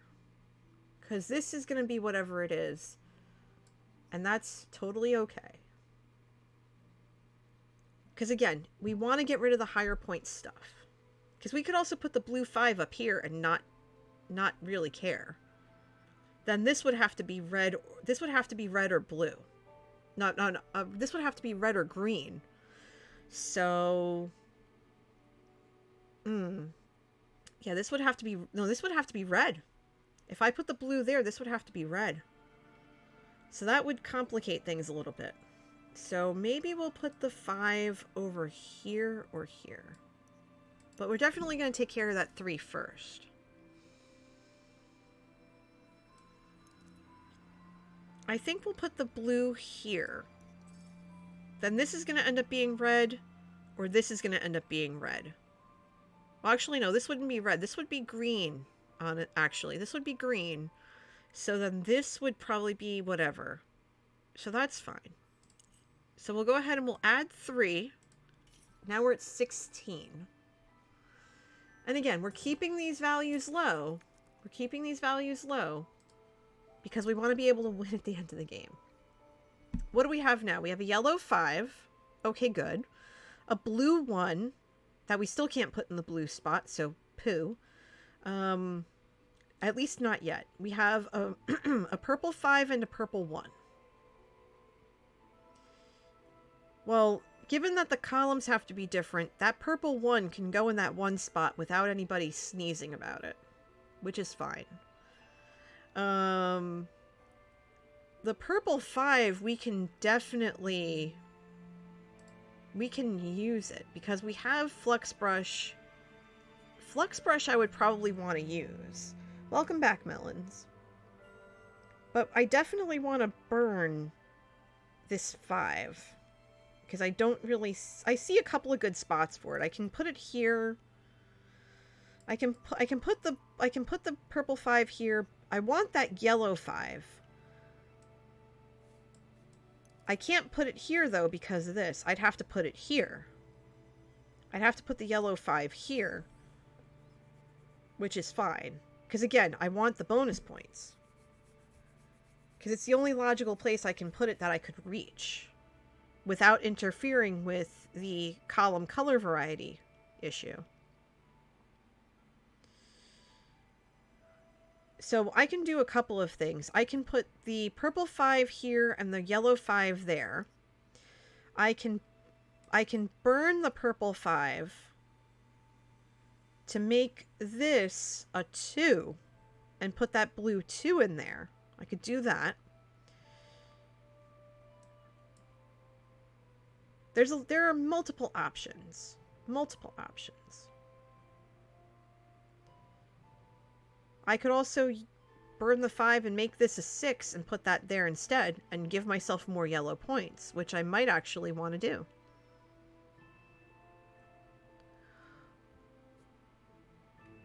Or I might just say re-roll it because that's more risky. I haven't used any tools yet. I haven't used it. Are you saying I should use tools or are you saying I shouldn't use tools?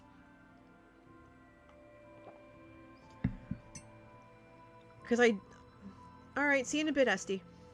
I'm thinking re-roll the blue.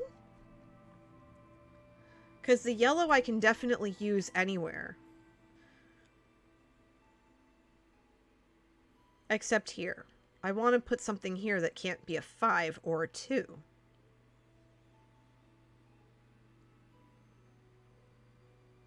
So I'm thinking burn the 5, burn this 5, re-roll this one, and if it's anything other than a 5, I can use it. Right now, this is not what I need it to be. You're stuck on this one. You know what? Here's what we'll do. We will draft a die, then we roll it. We're going to burn this 5. We're going to re-roll this 5. It's going to be a 3. That's okay. I wanted a 6, but that's fine. We'll put it there. We'll get that yellow restriction done. That's going to add 3 more points. Flyers Lord says, I stepped away, or I left a while ago, thought it would be like 20 minutes. I was wrong. That's fine. Welcome back. Anyone here can come and go as they please. It's good to have you back. How's the arena coming?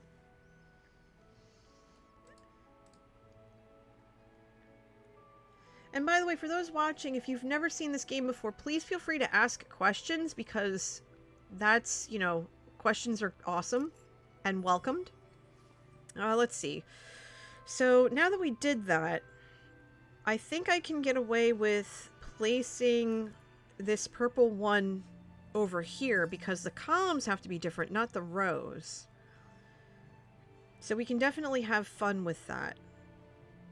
And then this would have to be purple because we can only really have 4 if we want to max out this. So that's not terrible. So we'll add 1 to the track. And now we're at 17. We're at round 6 and we're at 17. That's pretty dang good. And we have a yellow 4, a yellow 3, a green 5, and a green 4. Well, that green is not going there. And that green is not going there. No. Boo. I disapprove. Poop. Okay. Not a big deal. Not a big deal. Not a big deal. Can we take something from the round track? No, because if we do, we're adding to the final total. Maybe. Okay, so hold on. What are we gonna do? Let's think about this. Let's think about this for a second. We have grinding stone. We can make this green a 2. We can make this a 3. So if we use grinding stone, we ditch the 5, we make this a 3, we can put it there and get that green restriction out of the way. But then we have the 2 yellow restrictions left. So then, do we even bother using grinding stone? We don't have to. We definitely don't have to.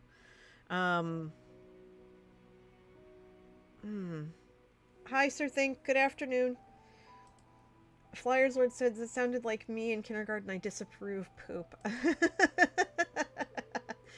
I try not to swear. Thank you, Sir Think. I try not to swear.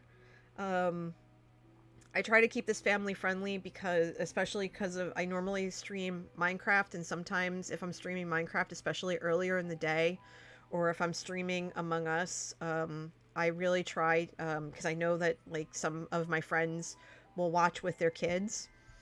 So, thank you, Lady Amelia. Oh, I just felt my arm crack a little bit. Oh, that's good. I have to do some yoga stretching later. I really do. All right. So what are we going to do about this mess? What are we going to do about this mess? I think first thing we should do is I think I'm going to dump the 4 over here because we do need something there. So I'm going to dump that 4. So I'm going to do that. Then I think I'm going to pay for grinding stone, dump the 5, make the 4 a 3, place that 3 in there so that I can use it.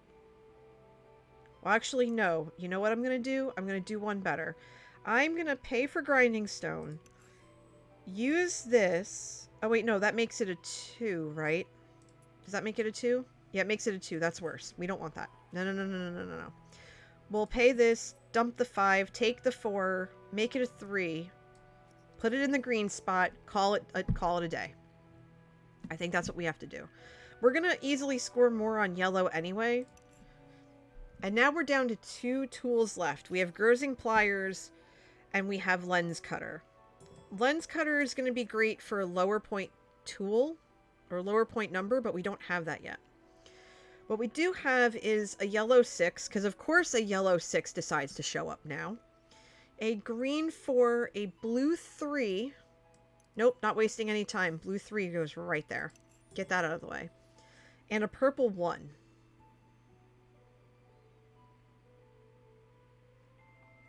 Looking at this, there's nothing we can do about the yellow 6 that would be ideal. Unless we decided to put it there and add the yellow for the 6 points. And I just realized, hold on, I didn't put that last... Did I put that last round? So 3, 4, 5, 8, 10, 13, 15, 16, 17. Oh, I have to add 3. So that's 20. We're at 20. We're at round 7 and we're only at 20.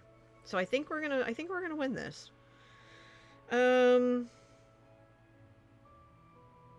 That green 4 is obnoxious. Because I can't put it anywhere. I can put the 1 here. I could. But I could also use lens cutter to ditch the 6 and get something else. Because I do need red. But I don't want to... If I ditch the 6, that's adding essentially 4 points to the total. So that is disconcerting.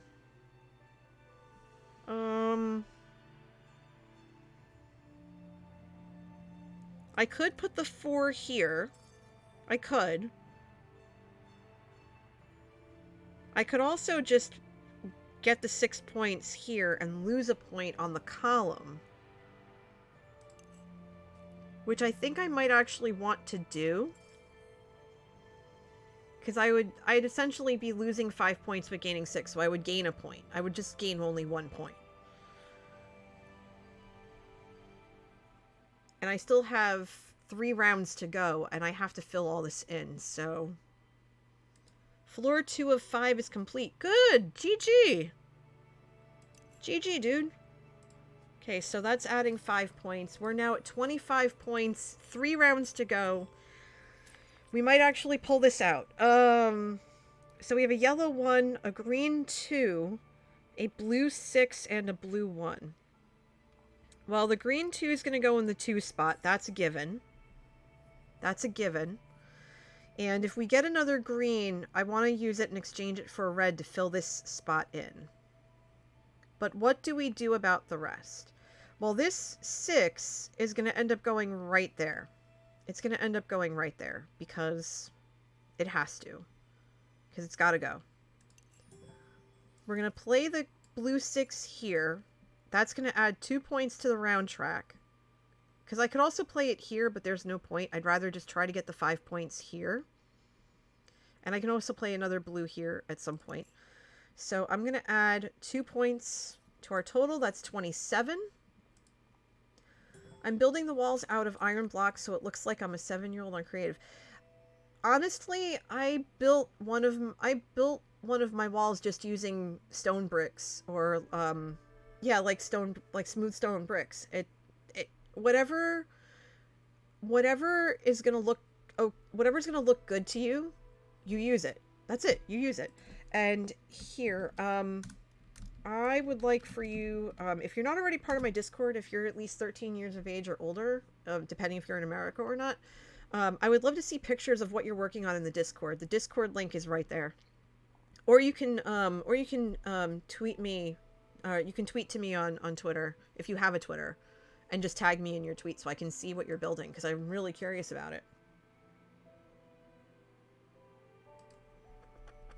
Alright, so what do we have now? We have a red 4 that I can't use. Green 4, green 1, purple 1. Okay, the purple 1, this is where the tools are going to come in handy now. You don't have Twitter. That's okay. If you're allowed to be on Discord, you can feel free to join the Discord and you can post pictures in Minecraft. We have a Minecraft channel for people to share their builds. Okay, so how are we going to do this now?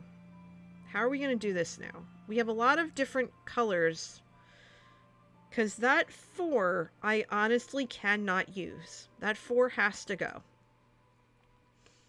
The red 4. The green 4, I can't use either. So the green 4 is going to go. The green 1 I can use. The purple 1 I can use. But that green 4 has to go. So we're going to use lens cutter now. We're going to burn the green 4. And we're gonna have to add 2 points to the round track, but that's fine. So we're gonna take the red 4 that we can't use here because we need to fill this in, and we're gonna grab a red 2. Okay, we're gonna grab the red 2. We're gonna put that there, and that's okay. That's totally okay. And we're going to call that turn done. I'm going to go ahead and add 2 points to the round track, so we're at 29. Okay. So now I have a green one and a purple one, and I can use either. I think I'm going to use the green one because it's going to give me 5 points here. And it's going to add another green, although yellow right now has a commanding lead, so the green is kind of irrelevant. But we have 4 greens. So we essentially need a red. We need a red in this spot so that we get, let's see, hold on. We have 3 blue, we have 3 blue, we have 3 red. We have 4 green, we have 3 purple. All right, so at the very least, we're going to get 12 points because we have at least 3 of each color. We're not going to get 4. We're not going to get 4 because we have an extra yellow, but we have 3. So now we're going to focus on filling in the board. And we added 1 to our board, so now we're at 30. And we have a red 4, a blue 5, and 2 blue 2s. That's okay. We're not going to get 5 points for this. We're not going to get 5 points for this now because we already have a red and a blue in there. And we don't have any more tools to use. So that's unfortunate, but it's not the end of the world. We're going to put the red 4 here. We're going to put the blue 2 here. And we're going to add 7 points to the board. So we're going to add 7 points. So this is one of the lower points games that I've had. So according to my count, we're at 37. That's the number we have to beat. 37. Okay, so my math was correct.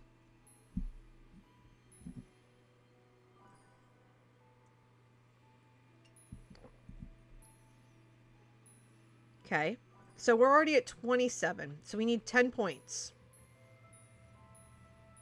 Yes, we did it! We did it!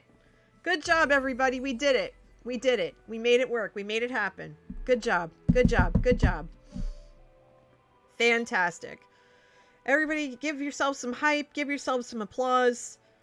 Good job, everybody. I'm going to throw some hype in chat, too, because outstanding. We did it. We did it. We did it. We did it. Good job. High fives all around.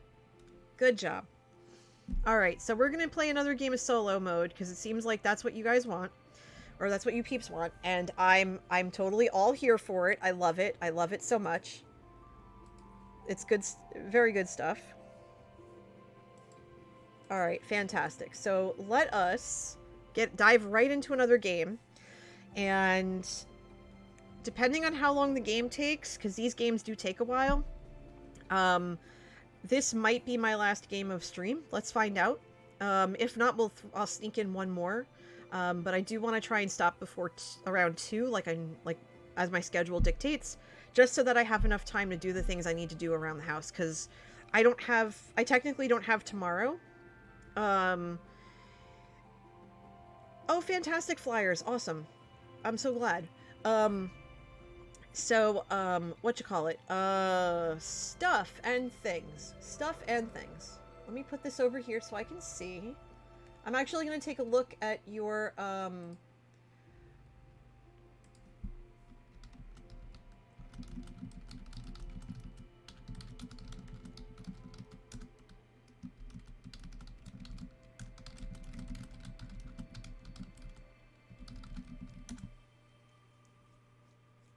Alright, so, let's see. Fantastic flyers, Lord. Welcome to have you in the Discord. Let's see. Oh, that's neat. Oh, the ticket booth is cool. I like that. I like that. That's good. Good job. I can't wait to see what it looks like when it's finished. Awesome. If you want to see what Flyers Lord is working on and you want to come join us as we chat in between streams, you can find me on social media. I'm on Twitter and YouTube, and I have a Patreon, but I'm also I also have a Discord, and that's where people post their builds and stuff like that. So it's just a really fun place, and I love chatting with everyone in there. So feel free to hop on in and make yourself at home. In any event, let's see. So, oh yeah, so I was saying, you're welcome. Thank you for the 5 bits. So I was saying before that I'm gonna finish like doing stuff today and finish working on stuff around the house today because I have to work tomorrow. My boss is coming by tomorrow afternoon with an assignment he needs me to work on, and you know, it's a holiday, so don't worry about it. So it won't take too long, and it's fine. So I'm gonna try and get as much done as I can. If we get enough done tonight, and I'm saying this right now, if we get enough done today, like Manatee and I get enough of the house done, then tomorrow morning, my time, I will try to do a short special stream in the morning before my boss comes over. In the morning, most likely from Impulse's Patreon server, or Impulse's Patreon server, Joe's Patreon server, or Shamblecraft. I haven't decided yet. It depends on what time I get up, because I've been sleeping in a little bit, just to make up for some stuff. Like, I've been really tired the last couple of weeks, and I'm just trying to get myself situated and kind of catch up on that sleep, because I've just been super exhausted. But I'm gonna do my best, and if not, I'll try to stream later in the day. Maybe it depends. I have to see. I have to see what's going on. So so there's that. I have to see what's up with that. But let's dive into this next game, shall we? I need more coffee. That is correct. I always need more coffee. And I'm actually affiliated with a coffee company that's out of Georgia. It's called Grinding Coffee Company. They're wonderful. I will take care of myself, Alice. Don't you worry. Don't you worry. I always do. I actually said to Manatee yesterday, as I set up this poll for you for which board we're going to play in solo mode next, I said to him yesterday, I said, I'm considering canceling stream tomorrow because of how much stuff we have to do. And he looks at me and he goes, why? You stream every Sunday. So he really wanted me to stream today. He didn't want me to take away from that, because he knows that it's my self-care, and he knows that I enjoy it and that you all enjoy it. He knows you look forward to it every week. I think he's kind of relieved that I'm not playing Phasmophobia today, because he heard me scream so many times. He heard me scream so many times last week. There was one point where he was genuinely worried, and he came in after I stopped yelling, and he said, "I'm just making sure you're all right. I'm just making sure you're all right." And I'm like, "I'm fine. I'm good. I'm good. I'm just me. I'm good. I'm a mess, but I'm good." I'm a mess, but I'm good. But yeah, so we're looking at yellow and blue dice this time. We have Luz Celestial at the lowest difficulty. Then we have Via Lux in increasing difficulty. Via Lux at 4, Firelight at 5, and Symphony of Light at 6. So you've got about 5 seconds left. So get your votes in there now. Don't wait. Get them in. Okay, Luz Celestial. Alice says, that stream was incredible. You could make a fortune in Hollywood. You're not the first person to tell me that I've missed my calling as a horror movie actress, but to be quite frank, I absolutely do not like horror movies. I don't hate them per se. I understand that they are a genre that it is a genre that people enjoy, but it's not for me. So when Skiz and Impulse and them play Phas, for a while I couldn't watch or mod any of the streams, and I've told Skiz that up front. And I, when I was fundraising last month for Feeding America, I just said, okay, well, what can I do that will, you know, give people an incentive to donate for Feeding America? What will gravitate people towards having fun at my expense? Because that's what this channel's all about. This channel is about having fun more often than not at my own expense, and I love it. And I said, okay, well, I'll play Phasmophobia. I said, you know, if I raise this much money, it was $2,500 at the time, I will purchase the game and I will play the game. And then my friend Badger, she said, here, I want you to have the game. And I'm like, all right, well, now I have the incentive because someone, you know, my friend gave this to me.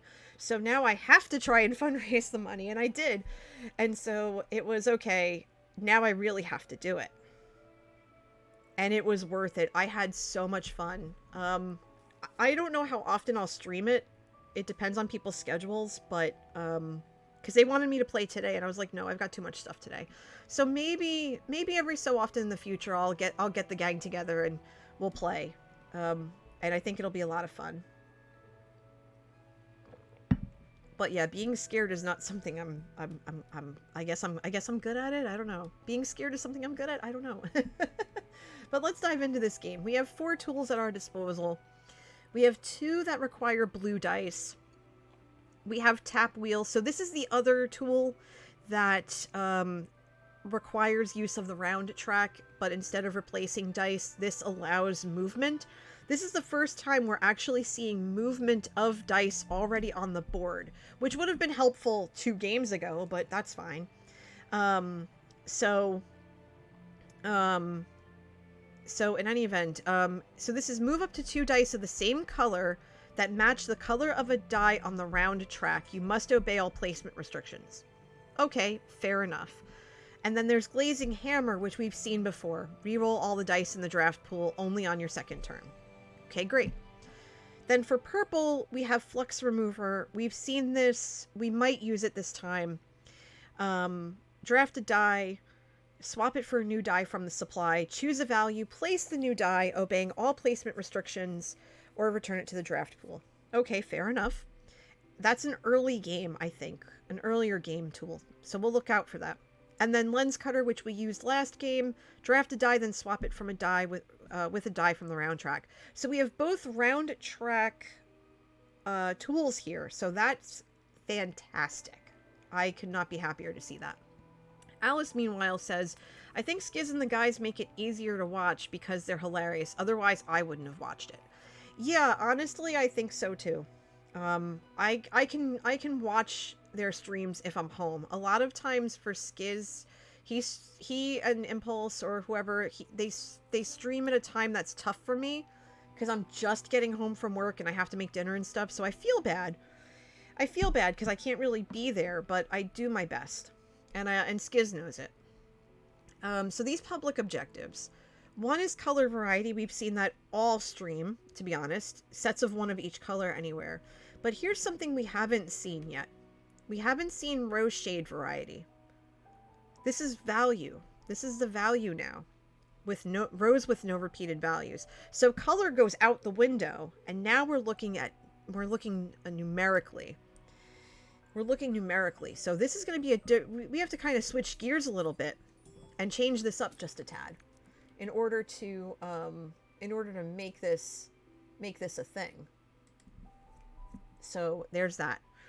What are we starting out with? We're starting out with a purple 4, a blue 1, a yellow 2, and a red 2. Interesting. Okay. And knowing that we have to keep things different numerically is also interesting. So what do we do first? Well, obviously we're not going to put the purple 4 in that purple spot because there's a 4 right next to it. That wouldn't be ideal. Nor would we place it in these 2 spaces above the purple and the 4 because that would nullify the adjacent space. So that's a no. We can't use the yellow 2 in the yellow spot either, or the 2 spot, because those would negate each other as well. So what I think I want to do first. All right, let's think here. I think what I want to do is play the purple 4 just to get rid of it here, and then put the blue 1 on top of it, because there's no 1 here. And I do want to try and get rid of these restrictions, but this is the worst way to start out, honestly. I could also put the red 2 next to it and then leave 3 here, and I think that would be fine. So I think I'm going to do this instead, because the columns aren't restricted by color, just the rows numerically. So I think we're going to be okay. I'm going to clear my calculator, and I'm going to add 3 to our total. As now it's getting really cold in the office. It's really cold in here now. Let's see. Red 6, green 4, green 1, blue 2. Okay. Okay. So how do we get up? We're not going to get up to there. There's no way. There's no way we're going to get up there. But we can save the red 6 for lens cutter, and we can pull that red 6 down at any time. What we can do is we can put this blue 2 here and then the red 6 over here. That wouldn't be half bad. That would leave us with 5 and would give us 2 points on the board for blue, which wouldn't be half bad. Because again, we want to keep these point values super low. But part of me also thinks that this 4 and this, maybe the 6, or this 2 rather, and then the 6 could go here. But I would want to take down stuff from using lens cutter. So, and I realize that 4 cannot go there because there's already a 4 in the row. So the 4 would have to go here. So we can do that. Put that there. And I think that would be fair. This would leave us with 7, but that's okay because we have lens cutter. We can use lens cutter for that. And, you know, obviously, if you see something I don't, please don't hesitate to speak up. I can't say that enough. Oh, goodness. Oh, my sinuses hate me, I swear. Oh, goodness. I'm so sorry for the sniffles, y'all. I really am. They're just such a mess. They're such a mess today.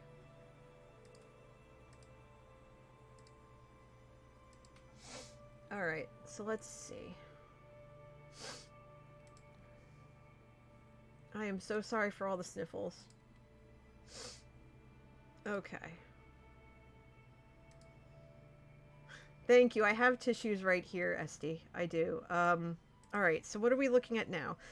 We have a green 4 that we can't place here, a blue 5, a purple 5, and a purple 1. Okay. We don't have enough of the board complete yet. We don't have enough of the round track or the board to do anything productive. So why don't we take this green 4? Because again, we're not restricted by color in the rows or columns. We're looking at numbers. Good morning, Tiger. You're fine. Welcome on in. Make yourself at home. I've got my coffee still, and we're going for a little while yet. This is probably going to be the last game. I've been really taking my time with each game. Kind of, you know, talking things through and stuff like that. Let's see. So I think the 4 there is good. Now, it's only turn 3. And I don't want to use any of the I really don't want to use any of these tools just yet. So I think what I want to do is move this 5 here and get this purple restriction out of the way. Knowing none of this can be 5. Well, this can't be 5 anyway. So we need a 1 or a 2 or a 6 here. We know this now. So let's do that. We're going to add 6 to our total. That's 16. So Tiger, we're playing solo mode right now. And in solo mode, we are basically playing against ourselves, obviously. And we're also playing against the round track. This up here on the top, underneath where it says you. And so the total of the round track is the score that I have to beat. And right now it's at 16. I'm really looking for, blue and yellow, because the bonus, whatever blue and yellow have on the board will be my bonus points, whichever one is higher. And I also have these objectives down here. I'm trying to get one of each color, and I'm also trying to make sure that each row is different numerically. Now, we have 2 red 6s, a blue 6, and a blue 4. And I already know that that blue 6 is going to go, yeah, that blue 6 is going to go there or there. Let's get rid of the 6 restriction first. Let's do that. Because we can put the 6 up there too. That's fine. So let's do that. And then what I want to do, I might use Glazing Hammer and re-roll this, because I really don't want to add 10 if I can help it. But we can also, because it would be 12, because I would want to use the blue 4 somehow, even though I wouldn't be able to. Because I wouldn't be able to use the blue 4. So I'd be able to use the red 6 up here and call it a day. Or I'd be able to put it here and call it a day. But I would probably put it in the red spot, because again, I really want to get rid of these restrictions. So, because I could burn the blue 4 and use Glazing Hammer and re-roll this, or yeah, that's all I can do right now. So, do I want to do that? It feels too soon. It feels too soon to do that, though.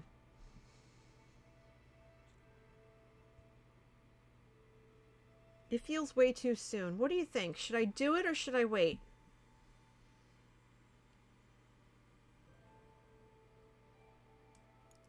Because it's either put the 6 up there or use Glazing Hammer, burn the 4, re-roll the 2 6s. I'm really stuck. I'm stuck. I'm thinking maybe eat the 10. Because we have one of each color. 1, 2, 3, 4, 5. We have one of each color up here already. And I could move some stuff around. I also have lens cutters, so I can take down... I can take down one if I want to. But... You know what? You know what? I'm just going to say YOLO on this. And... I'm just going to use Glazing Hammer. Reroll this. See what I get. A 4 and a 1. Perfect. That works. So we're going to put the 4 here. Because we're going to take this 6 down with Lens Cutter. First chance we get. So we'll do that. We'll add 1 to the round track. That's 17. Because again, we're keeping it pretty low. You know, 2, 3, 9, 10, 15, 16, 17. Yeah. So now what do we have? We have a green 6, a blue 6, a blue 2, and a purple 2. Okay. Okay. And we want blue. We definitely want blue. So that's tough. That's tough right there. So the blue 6 I want to put here. Because we need a 6 in here anyway. Because then this can be... Well, this would end up being a 1. This would end up being a 1 or a 2. No, this would be a 1 or a 4. This is going to be a 1. This is going to be a 1. Unless I move stuff around. Because I can move this. I can move that up there using this. Using tap wheel. So we have to keep that in mind too. So that blue 6 is going to go right where it belongs. And then we can put... We said we were going to use lens cutter first chance we had to take down that red 6. Part of me also wants the blue 5 because that's extra blue points. I just leave the 6. So I'm going to do that. I'm going to lens cutter, burn the 6, take the purple 2, exchange it for the blue 5, put the 5 here. I'm going to subtract 3 from the round track and then add 2 because that's what's going to end up on the thing. So now we're at 16. So that was a good use of lens cutter to cut that down. So that was good. And we are currently at 16. Now I'm going to go ahead and double check. Always double check your math. So 2, 3, 9, 10, 13, 14, 16. Okay. What do we have now? We have a red 6, a yellow 4, a yellow 1, and a purple 3. Well, the purple 3 can go in this spot right here. So this green is going to be a mess unless we move some stuff around. We can't put a 4 here because there's a 4 in this spot. So that's out. But we'll have to figure it out as we go. So I'm going to do that first because I could draft a die then re-roll it, but I'll wait for that because we need that 3 put in there. Now, I could put the 6 up here or over here. That's fine. The 4, we can put the 1 down here. We could put the 1 in this yellow spot, but I'd rather not.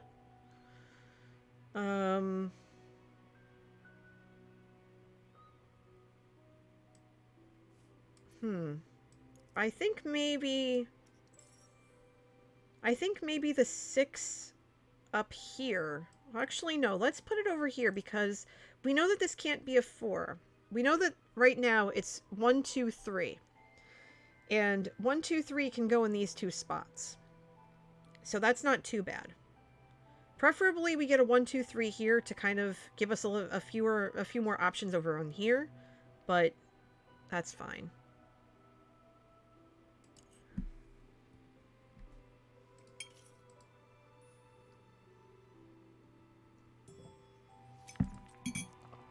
Okay, so that we added, let's see, let's double check our math. So we have 3, 9, 10, 13, 14, 16, 21. And that is what I have. I have 21. Okay. So now we have a red 4, a red 1, a purple 3, and a purple 1. Well, we said we needed 1, 2, and 3. We said we needed 1, 2, and 3.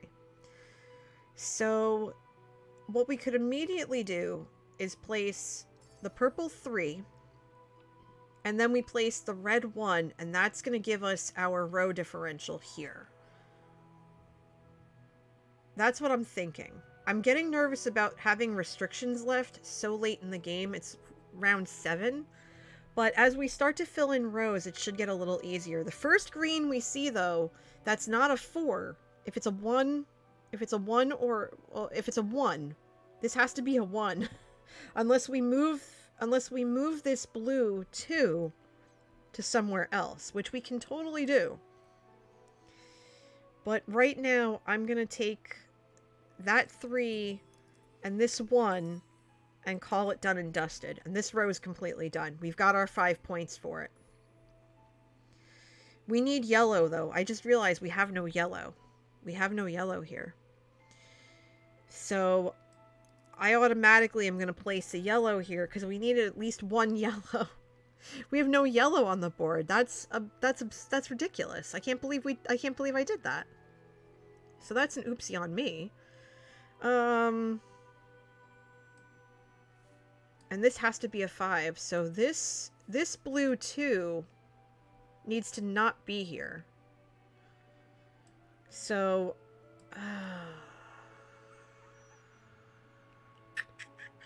that's not good. This is obnoxious, not gonna lie.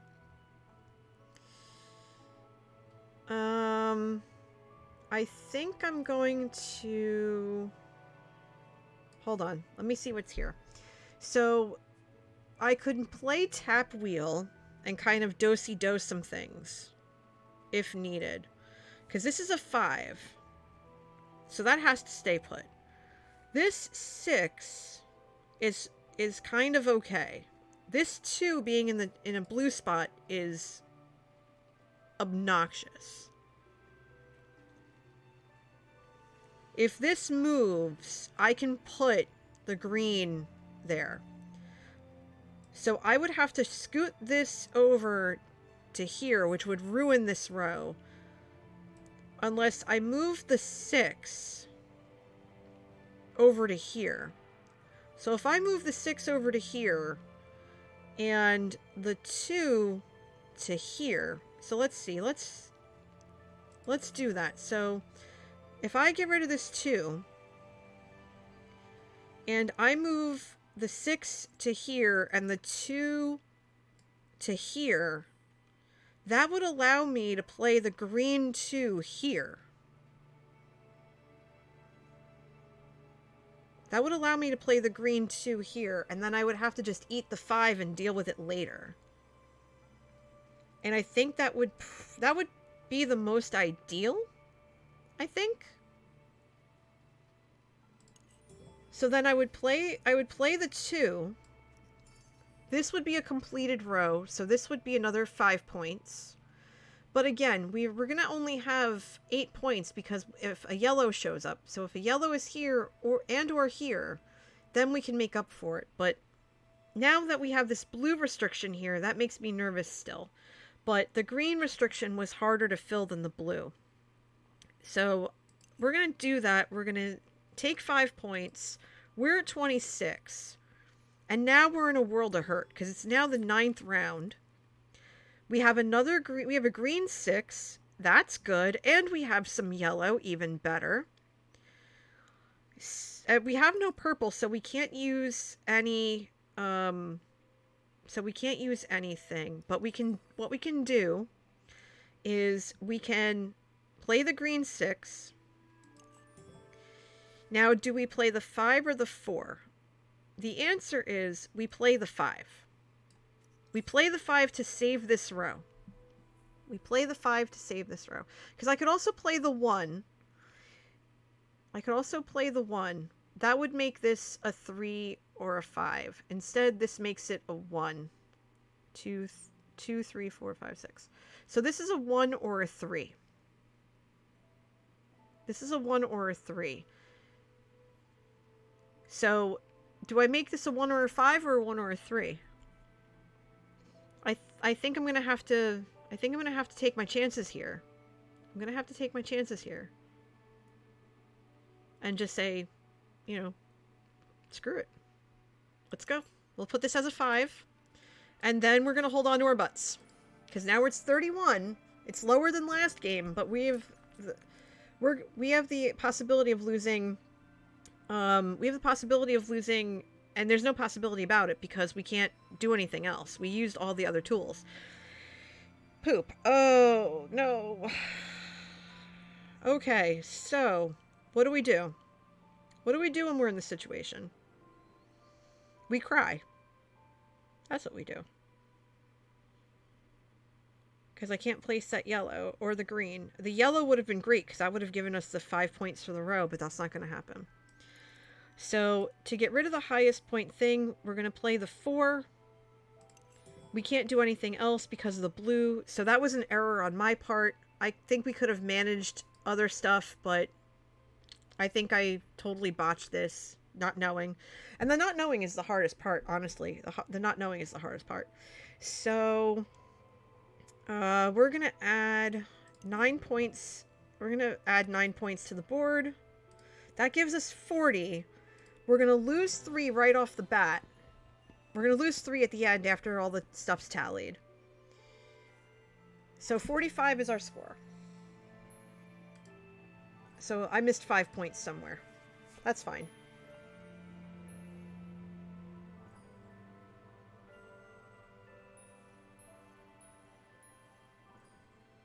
Okay, so that could have gone a lot better. But I think overall, aside from that slip up, it wasn't too bad. It wasn't too bad. Looking at the time, I could go for one more. So let's get right into it. One more game, and then I'm gonna send you on a raid. I just don't know.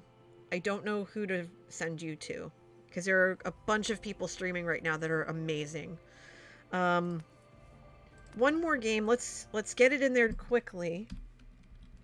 I'm going to set up the poll now because, again, I love when you tell me, when you share with me which board you'd like to see played. So we have Water of Life, which is at level 6 difficulty. That's the hardest board. There's Suncatcher, which is level 3 difficulty, so the lowest difficulty. Firelight, still wanting a chance to play at level 5. And Kaleidoscopic Dream, which is level 4 difficulty. So you know the drill. 1 minute, pick your board. Which one do you want to play? Use your bits, use your coffee beans. That's what they're there for. Get those votes in now, because the second you choose, we are diving right in. We're diving right in. And thank you, Alice. I appreciate that. Suncatcher and Firelight are duking it out right now. Suncatcher with 75% of the vote. Firelight trying to hold on. Trying to come back. 40%. Nope. Suncatcher pulling out ahead. Nope. Firelight's in there. This is going to be a tough race. Ooh, they're tied. They're neck and neck. Suncatcher and Firelight. Nope. Suncatcher is just nosing out ahead. Firelight now coming up from behind. Oh, this is a tough one. Y'all are going back and forth. Suncatcher and Firelight, 50% of the vote. 50% of the vote. Still at 50% of the vote. You've got less than 10 seconds left. 14 votes each. It is a horse race. 15 votes each. Suncatcher and Firelight. Come on now. Ooh! Suncatcher at the last minute. That last 10 seconds. Not even 10 seconds. Suncatcher edging it out by 1 vote. And thank you, Tiger, for using your channel points. That is what they are there for. So Suncatcher it is. And we're going to be looking for green and blue dice this game. So GG, everybody. That was really exciting. That was close. That was a good one. Good job. All right, so we are looking for purple and blue dice for our tools.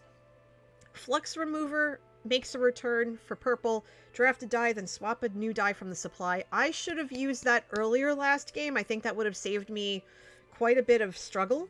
So I'm going to keep that in mind for this game. So it basically, you draft a die, you swap it for a new die, you choose a value, and you place it obeying all restrictions. Or you return it to the pool. Also for purple, making a return is Grozing Pliers. That's definitely going to come in handy. Drafting a die, then increasing or decreasing its value by 1, where 1 can't be 6, 6 can't be 1. Then we have, for blue, Tap Wheel returns, moving up to 2 dice of the same color that match a color of the die on the round track. You must obey all placement restrictions, but new to stream today, Eglomi's Brush. Move any 1 die in your window, ignoring color restrictions on your window pattern. Where was this last game? That's my question right now. Where was this last game? Because you could have been used. But you weren't there. You were not there for us last game. But you're here now. You're going to get put to use. Move any 1 die in your window, ignoring color restrictions. Thank you. That is going to come in handy. You must obey all other placement and adjacency restrictions. What? Ooh. Oh, Okay. We have one of the harder combinations of public objectives. We have column color variety, so the column colors cannot be repeated, but the row shade variety, rows cannot have repeated values. So this is the double whammy that we're going to end stream on. we're going to do this together. We're going to do this together. Because, oh boy. Oh boy, oh boy, oh boy, oh boy, oh boy. Oh boy. Oh boy. We're in trouble. I'm in danger. A double Sudoku. That's what it reminds SD of. Yeah, a little bit. A lot of people seem to compare this to... many people compare this to Sudoku. It has that same level of difficulty, and that's, I think, why I love it so much, because I love doing Sudoku. I love it. I love word puzzles, and I love numerical puzzles and stuff like that. There's actually an app I play that's a logic app. It's not the best app. It has a lot of ads, and that's why I'm not going to name it.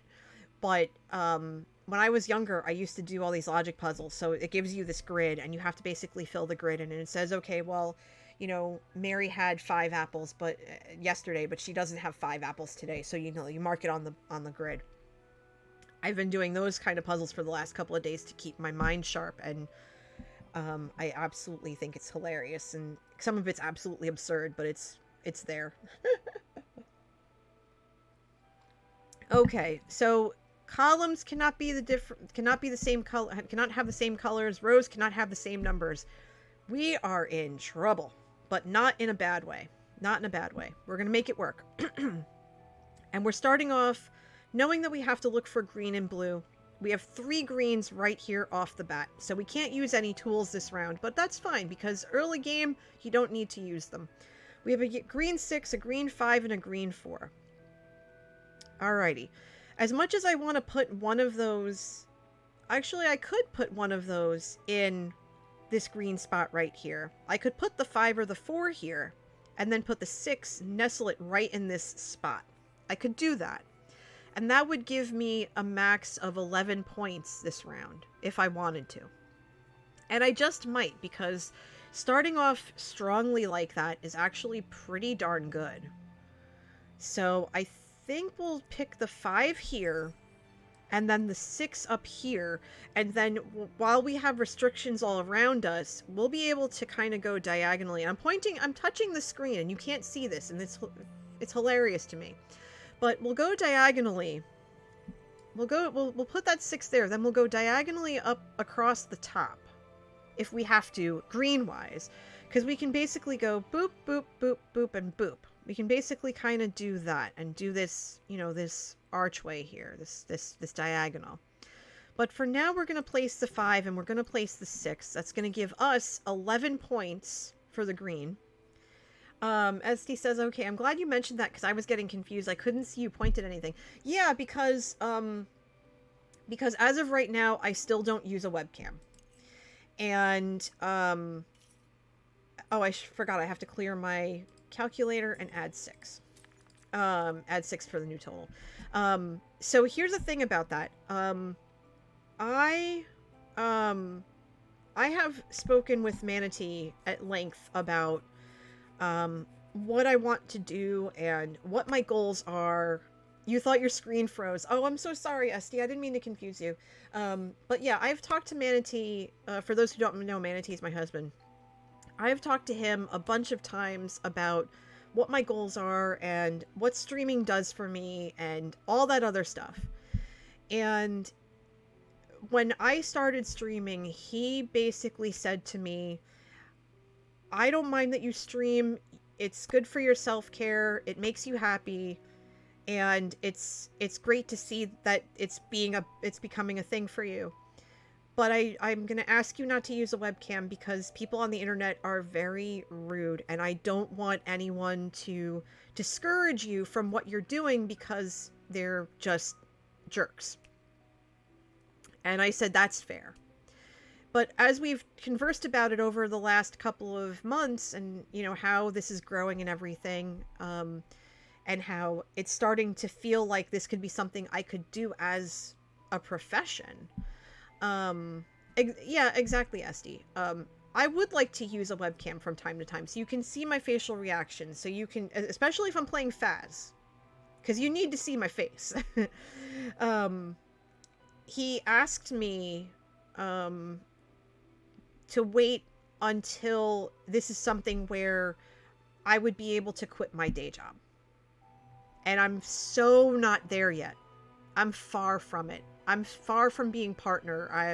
I have a ways to go with that yet. And that's okay. I'm enjoying what I'm doing now.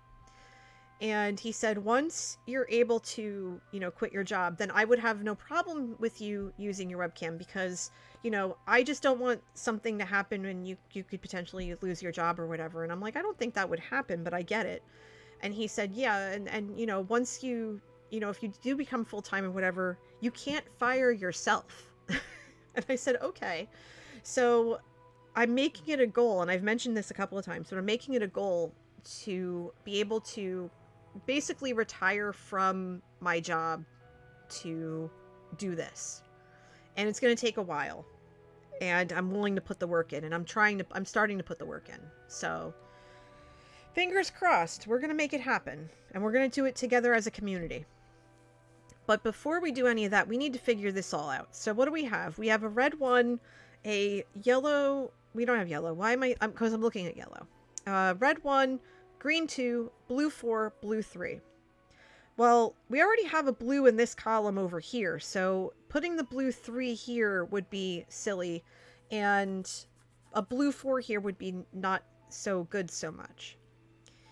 So perhaps maybe, because I do want to use that green too, because I can use one of these, but it's too soon yet. And I do want to also work on getting some blue in here. So maybe what we can do is we can take this blue 3, put it here, because again, we're keeping the rows different numerically. Welcome back, Flyers Lord. And then we could probably take the green 2 and put it up here. I think that would be good. That would give us 2 more points on the green. And still keep the columns different color-wise. And we could put putting a green here is okay, because then we could put a green down here. And then we could still put a green over here or here, and that would be okay. So let's do that. Let's get the blue 3. And then we'll get the green 2. And we'll go that way. And we're still surrounded by many restrictions, but I'm not too concerned about that as of yet. We'll add 5 points to the board. We're at 11, which isn't too bad. Here we go. We have a yellow 6, a green 5, a green 4, and a blue 2. Well, the blue 2 we can't use here, so the blue 2 is pointless. But we can use the yellow 6 here. We can definitely do that. We can do that. We also could we can't use the blue 2 here. We can use it down here or over here or whatever. We can do all of that. But I really want to get those greens. I want to get those greens involved. So what I'm going to do is I'm going to play the yellow 6 to get that large 6 out of there. And then I'm going to play a green 5. No, I'm not. Oh, rats. Rats.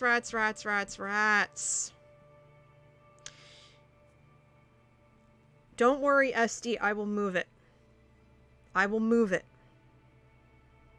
I am trying to get the different numbers per row. I didn't realize that. But I have something that can help me move it. I'll use it the next chance I have for a blue, I'll use it. Because it's still too soon. It's only the 3rd round. So I think I'm going to put the green 5 here, because I can still put a green down here. I can put a green down here, and that would be okay. That's fine. But this 6, now that I've put the 5 here, I can use either Tap Wheel or Eglomi's brush and move that 6 into that corner. So I could definitely do that, because this is also a yellow spot. So I can move that up there and put a different yellow in that spot instead. And then that would negate the 6 being there. Or I could move, actually no, I can't really move. I'd have to move the yellow 6, not the green. That's fine. We'll keep that there for now, don't worry. We'll add 6. We'll add 6 to the board, or to the total. That's 17. Okay, so we have another yellow 6. Okay, interesting. Interesting. And we have 2 blue 2s and a red 3. So this is ugly. This isn't ideal. This is not ideal at all. So, what can we do to fix this? What can we do to fix this? Because we need to keep this all different. Because we can move the yellow 6 to a completely different spot. I'm not worried about that just yet. But this blue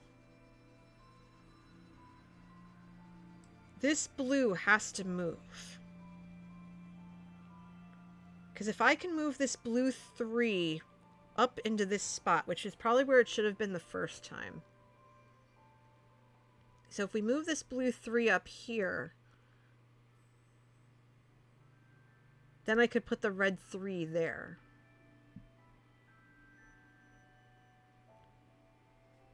So this would require both blue 2s if I did that, because I would be able to fix my mistake.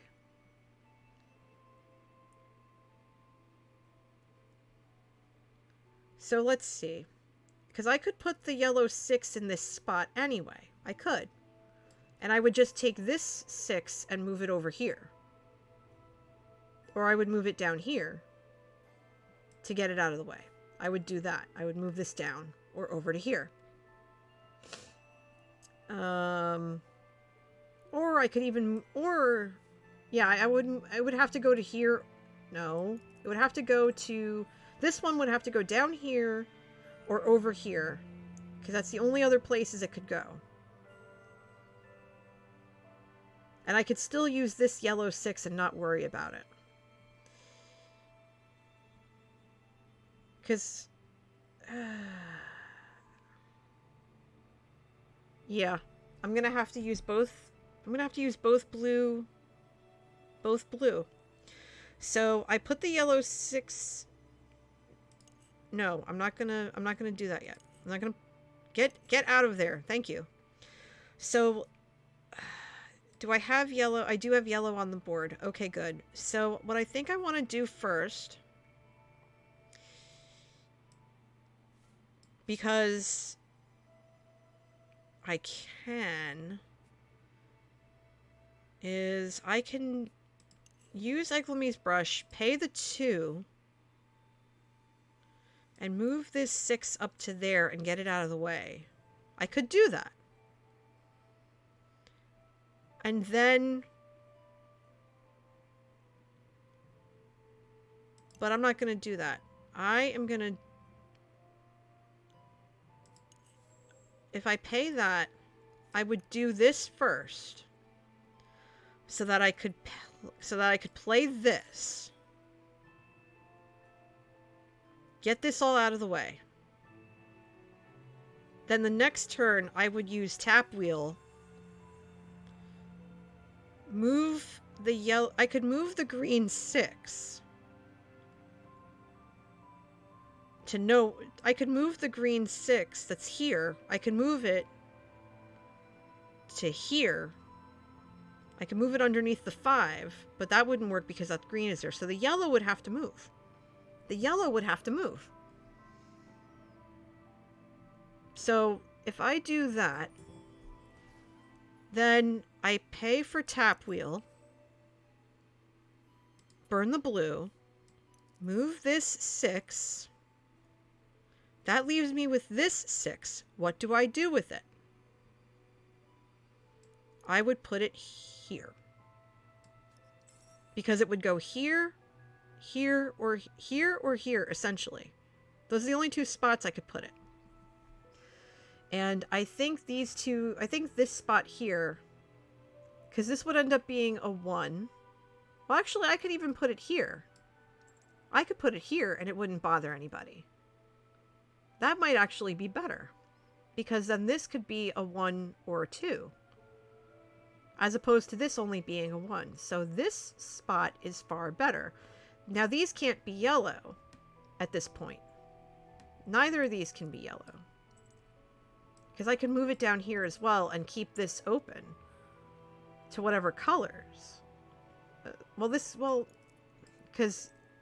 Actually, yeah, because yellow wouldn't go here anyway, so it doesn't matter.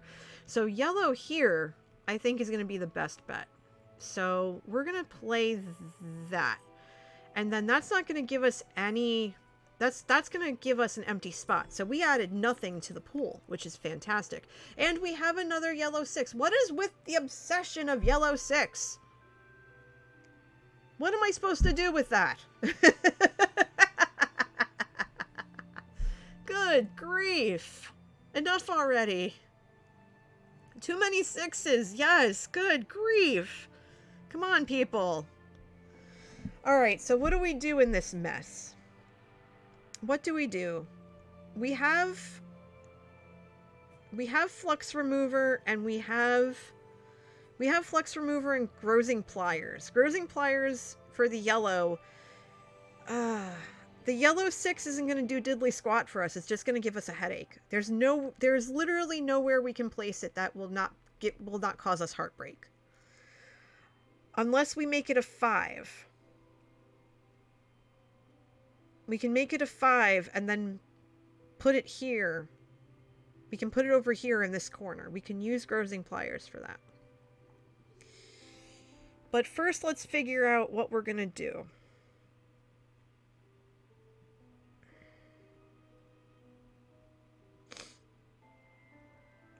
I think I want to take a chance. And I think I want to use flux remover. Hello, iBlueWave. Glad to have you. Welcome on in. I appreciate the lurk, and welcome on into the chat. Let's use flux remover. Ooh, if you take this action, you will not be able to undo it. Now, flux remover allows us to draft a die and then swap it from the supply. Now, if we get a yellow, that's fine, because then we can change it to anything that isn't a 6 or a 5. If we get any other color, then we're still good. We're still good to go. We're still okay. So let's do that. Let's use flux remover. We'll burn one of the ones. We'll take the 6. We'll trash it. And we've been given a red. Now, what should we do with it other than a 6? I'm thinking we make it a 4. Because we don't have many 4s. And we need a 4 for that space that I see. So we make this a 4. That we don't have to worry about, because we're only looking at we're looking numerically. We're not looking at we're not looking color-wise, because right now the colors are still good to go. We do need to put something in one of these 2 spots to help open this all up. Because these 2 spots here are the only 2 spots we can't reach. And we're already on round 6, so that's going to get a little squirrely. But I have confidence that we're good. We have 1 turn left. Okay. So, what can we do with this?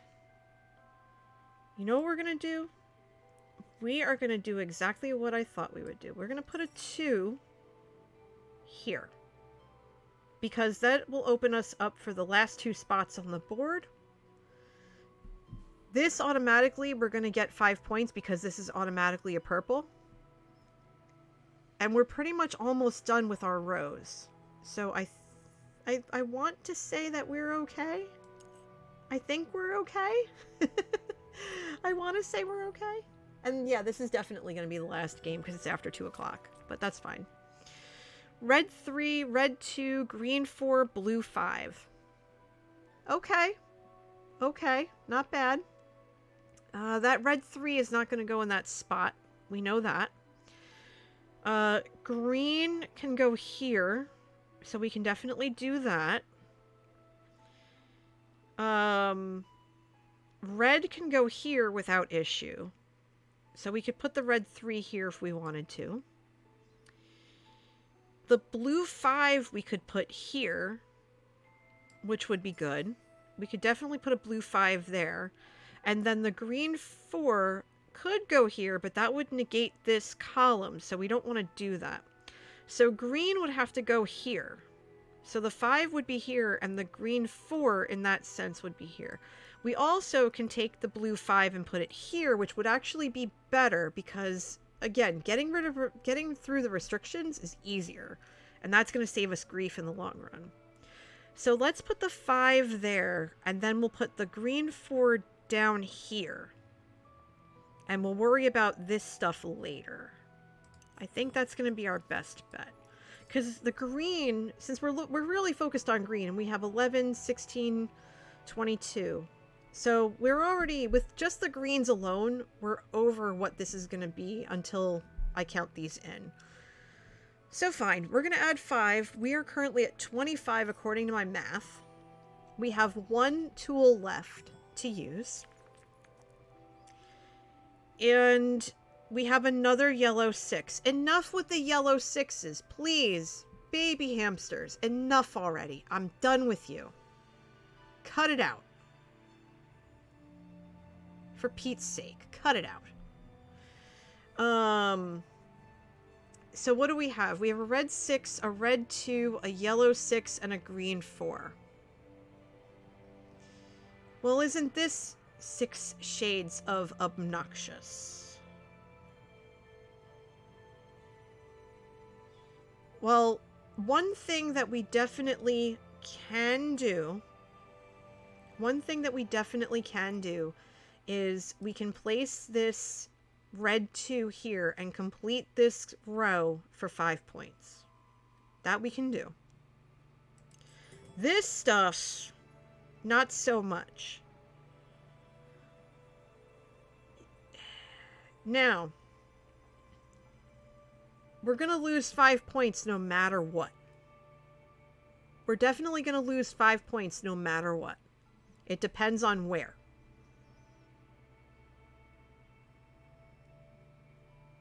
We can play the green 4 in this corner.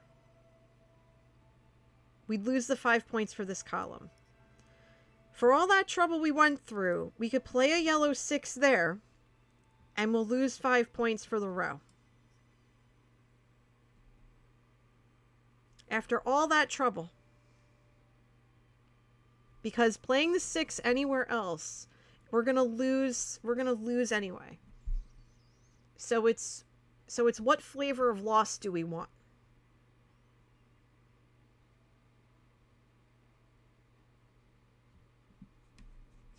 I'm thinking the green 4 to at least get some of the points back here. And adding 12 points and just dealing with it. We're going to lose the 5 points here, but we can still get the 5 points over here. We can still get them this way. So, we'll essentially be losing one. I really, after all that, I don't want to put a yellow 6 in that spot. I really, really don't. I really don't. I'm not going. You know what? I'm not going to. I'm not going to. Because you're just going to look at this and just like smack your foreheads and gently, of course, and just go, oh, you know, good grief. You know what I mean? So no, we're not doing that. No. Bad board. Bad board. We're adding 12 and dealing with it. We're going to come back to this. We're at 37 now. We're going to fix this. We're going to fix this. Don't you worry. We're going to fix this. We have a yellow 1. That is acceptable. A blue 6. We already have 6s in the rows, so that's... Yeah, I know. More 6s. It's ridiculous. But we can use one. We're going to put that 6 right there. Okay? We're going to put that 6 right there. We're going to call it done. 6 pog is right.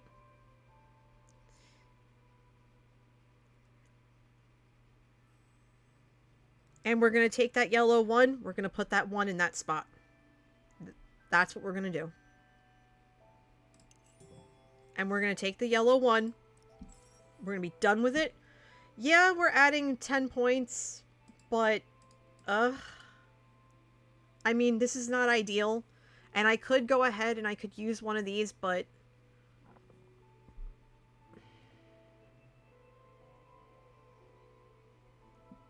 Well, if I use the 4 to make this a 2, it's not going to help because there's a 2 here.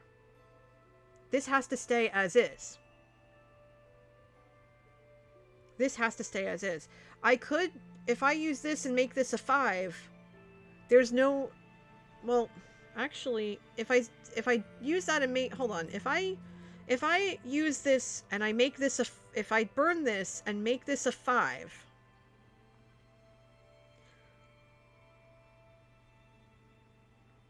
well, I could do this also.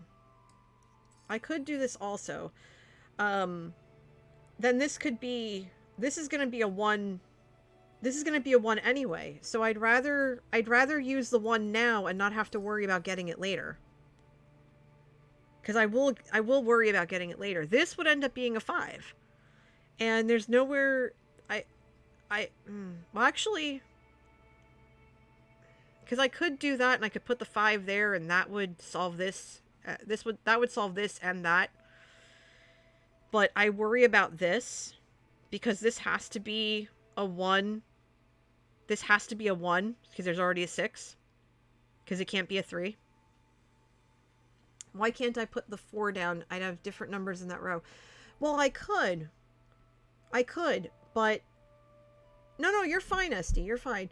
Like, you're making a valid point. I could put the 4 here, and that would solve the color differential. I could put it here, and that would solve that. Well, that would lose 5 points because of the 4, so I wouldn't do that. But I could put it there and get 5 points that way. I could totally do that. But I worry because this spot here can only have a 1 in it. Because if I'm looking at the rows and keeping them different numerically, it's 1, 2, 3, 4, 5, 6. So there's nothing else I could put here because everything else is covered by the row or what's around it. So unfortunately, I have to add 10 points there, and it stinks, and this is going to be very tough, but I think we're going to be okay. Like, for example, we're going to put this purple 3 right there without wasting any time. We're putting that purple 3 right in there. And then that's going to solve this. That's going to make this 5 points. And then that's going to make this 5 points. So we're good there. Holy biscuits! Sweet baby hamsters in a nutshell. Hi, Mrs. Tango. Hi, everyone. Hi. Welcome on in. Hello. Hi, how are you? How was your stream?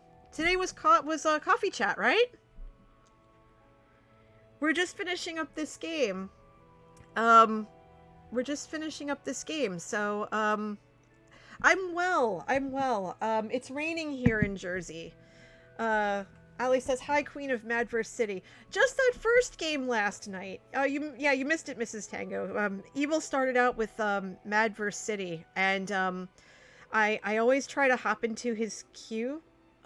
Wait, send it to you? You need rain? Yes, please, take it. Because the rain's been great for relieving some of the heat, because it was, like 90 degrees at a couple of points this past week. But my allergies have been ridiculous. My allergies have been horrible. So I've been sniffling this whole time, but I'm getting through it. All right, so we don't have any purple, so we can't use the tool. Oh, you're a new... Oh, okay, I should have known. Flyers Lord. You're a Flyers fan. That's one of my good friends is a Flyers fan too. A couple of them actually. Oh, what do we do with this mess? Oh, I know. We're gonna play that 4, and then that's gonna give us 5 points this way. That's what we're gonna do. Round 10. Here we go. I was going to make this the last game of the stream, but with all of you wonderful people here, which, by the way, for those of you who don't know who I am, my name is NJ Coffee Junkie. Most people call me NJ. Skiz sometimes calls me Coffee. I think Tango and Impulse call me NJ. But it's great to have you all here. Welcome on in. Make yourselves at home. This is Sagrada and Chill Sunday. So every Sunday morning from 11 a.m. my time, I play this dice game called Sagrada. And it's absolutely wonderful. And look at this. Look at this. We don't even need to use the tools. Oh, this is wonderful. All right, so what do we have? We have a yellow 5, a blue 1, and two purple 5s. I can't see. So, let's see. We're going to place one of the purple 5s here. We're going to place one of the purple 5s here because we can. So let's do that. That's going to give us 5 points across the top because they have to be different numerically. 2, 3, 4, 5, 6. And then they have to be different color-wise. So we have purple, red, yellow, and green. So that's a 10-point placement right there. But now I can use this last tool. It's called Grosing Pliers. It allows me to choose a die, then increase or decrease its value by 1. So I'm going to do that. Burn the purple 5. Use the blue. Make it a 2. Place it in there. And that's going to give me another 5 points across this way. This I lost, but that's fine. So yeah. But yeah, welcome on in, everybody. It's so good to have you. I literally was going to make this the last game of the stream, but because all of you are here and you've probably never seen Sagrada before, I would love to explain to you, how to play and stuff like that. Like, I love this game so much. I love this game so very much. It's one of my favorites, along with Pandemic and Lords of Waterdeep and Minecraft, of course. I play Minecraft usually on Tuesday nights and sometimes on Saturday night. And I play Among Us every Friday before Mrs. Tango and that group play. I mod for Skiz and a bunch of other people, including Liara, who some of you might know. And holy... We won! We won that game! Oh, how wonderful! Yay! Okay. Alright, cool. Well, awesome. Alright. So, thanks, Esty. Appreciate that. So yeah, so what is everybody up to today? What's everyone up to on this, at least for me, it's a rainy Sunday. But what are you all up to today? How's your day going? How are you enjoying this holiday weekend for those of you who are in the US like I am, and it's Memorial Day weekend? What do you have plans for, if anything? And while you're writing that all in the chat, let me walk you through this game. SD says eating pizza. Ooh, I'm jealous. I'm going to play one more game because I want all of you to watch and stuff like that, and I want you all to interact. And I'm very... you're fixing a button. Awesome.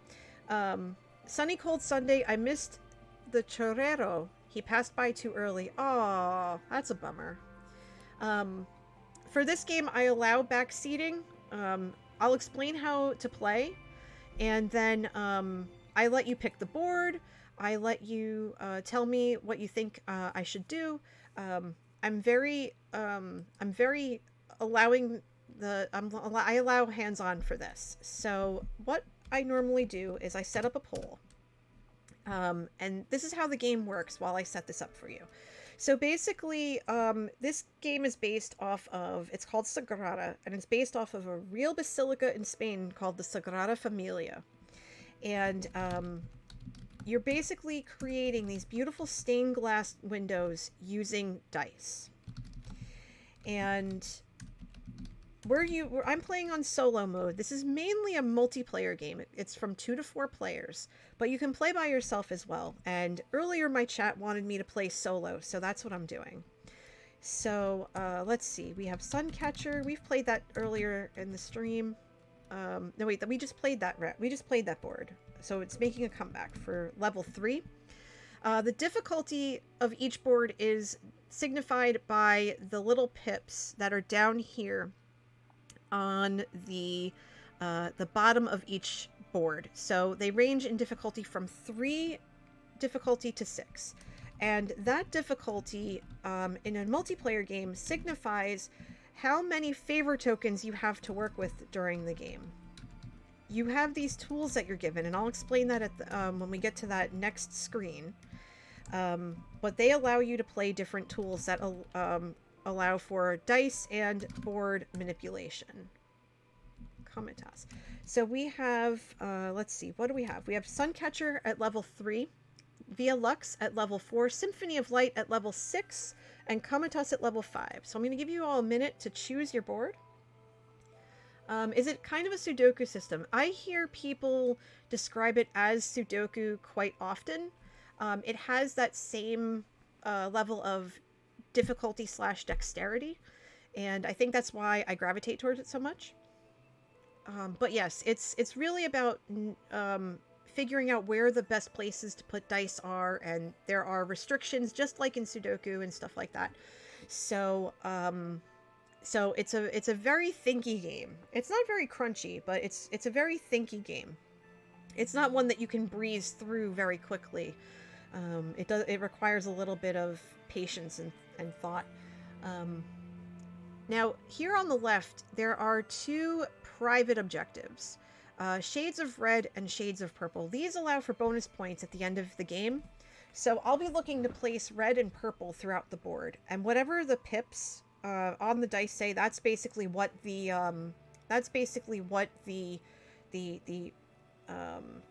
color, the bonus points at the end of the game will dictate. So either I have a lot of red or I have a lot of purple. Whichever one is higher, that's what will be counted. And it looks like I'll be playing Via Lux for this last game of the stream. Alright, so what are our tools? In a multiplayer game, you use the favor tokens you get from the board that you choose to pay for the tools that you use. In solo mode, you burn dice, because you're given 4 dice to use every round. And I'll explain all of that when we get to the next screen. But right now we have 4 tools in front of us. We have Eglome's Brush, which I used last game, which would require a blue die. Move any 1 die in your window, ignoring color restrictions on your window pattern. You must obey all other placement and adjacency restrictions. I'll explain what the restrictions are when we get to the next screen. For red, we have Copper Foil Burnisher, which is move any 1 die in your window, ignoring value restrictions on your window pattern. Hi, Julie. Good to see you, my dear. How are you? Happy Sunday. You must obey all other placement and adjacency restrictions there. Then there's Running Pliers. Excuse me, Running Pliers. So after your first turn, immediately draft a die. Skip your next turn this round. This is great in solo mode because it allows you to get rid of a die without any effort, or without having to manipulate the board if you don't want to. And then there's Grozing Pliers. Draft a die, then increase or decrease its value by 1, where 1 cannot be 6 and 6 to 1. So this is opposite of one of the tools we had last game, where we could increase or where we could flip it across, so 5 would become 2 and so on. This, not so much. So this will require a purple die. Now these are 2 very low point, very low point objectives. These are public objectives. In a multiplayer game, every player has access to gain bonus points through these objectives. And in solo mode, this is what I'll be looking for. So I'll be looking for pairs of 1 and 2 and pairs of 3 and 4. So this is going to be challenging in that as the board comes up and everything is laid out, the way that you win in solo mode is you beat the total that's up here in the round track. There are 10 rounds in a game, and whether it's multiplayer or solo mode, any dice that are left over at the end of a round are placed in the round track, and that signifies the end of the round and then moves on to the next. On this board, you also see the 2 private objectives, the red and the purple. You see the 2 public objectives, the light shades and the medium shades. And then you see the board itself. The board has 3 different types of restrictions on it. First is color. So for example, I can't put this, I can put this blue 2 in this purple spot, and only purple. Likewise, there's a numerical restriction, so I could only place a 5 in this 5 spot, a 4 in this spot, etc. But the third, and this is where the real challenge comes in, is the adjacency restriction. So I can't place the same color next to the same color, so I can't place a green right next to a green, or a number next to the same number, unless it's diagonally. So for these 2s, I could place a purple 2 here and then a purple 2 here, that would be fine. But I can't place 2 purple 2s next to each other because the adjacency restriction won't let me. So there's that. So I'm looking at a green 5 and 3 purple 2s. That's already kind of messy, not gonna lie. Now, since this is the first round, I have to focus on the surrounding external area of the board and work my way in or out, depending. So what I think I want to do first is I really want to make some headway into this middle section here and work towards those restrictions and get them out of the way as soon as possible. So what I think I want to do first is grab this purple 2, put it in that 2 spot. That's going to give me 2 points for purple and get me halfway to my first light shades pair. But then I'm going to place the other purple 2 here. Granted, that's going to put 7 points on the round track and start off a little bit high, but that's okay. That's okay because it's here. So we'll do that. We'll let the 7 points hit the round track. And with some of these tools, we're still going to be able to move stuff around, so I'm not too concerned about it just yet. Next up, we have a yellow 1, a green 6, a green 5, and a blue 4. Okay, great. We want to see 1s and 4s and stuff like that. We want to see that. But we also have 2 very high point numbers here, so that's a little disconcerting. So what I kind of want to do, because that yellow 1, I'm not going to be able to place here because there's a yellow right underneath it. So if I place that yellow 1 here, that 1 is going to be moot.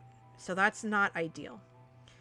So what I think I want to do instead is I want to place the blue 4 down here, taking care of that blue restriction, opening this lower end up.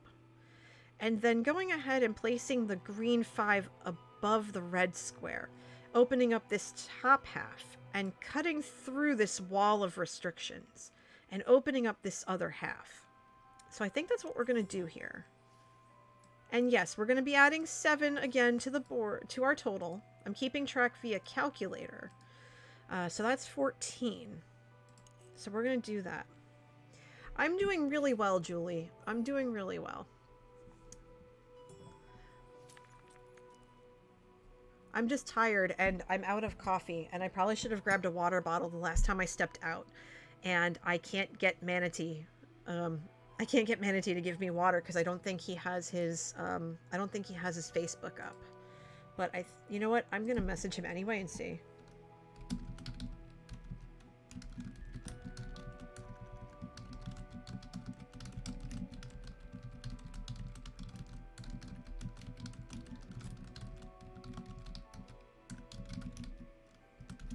Okay, I'm gonna see if he sees that.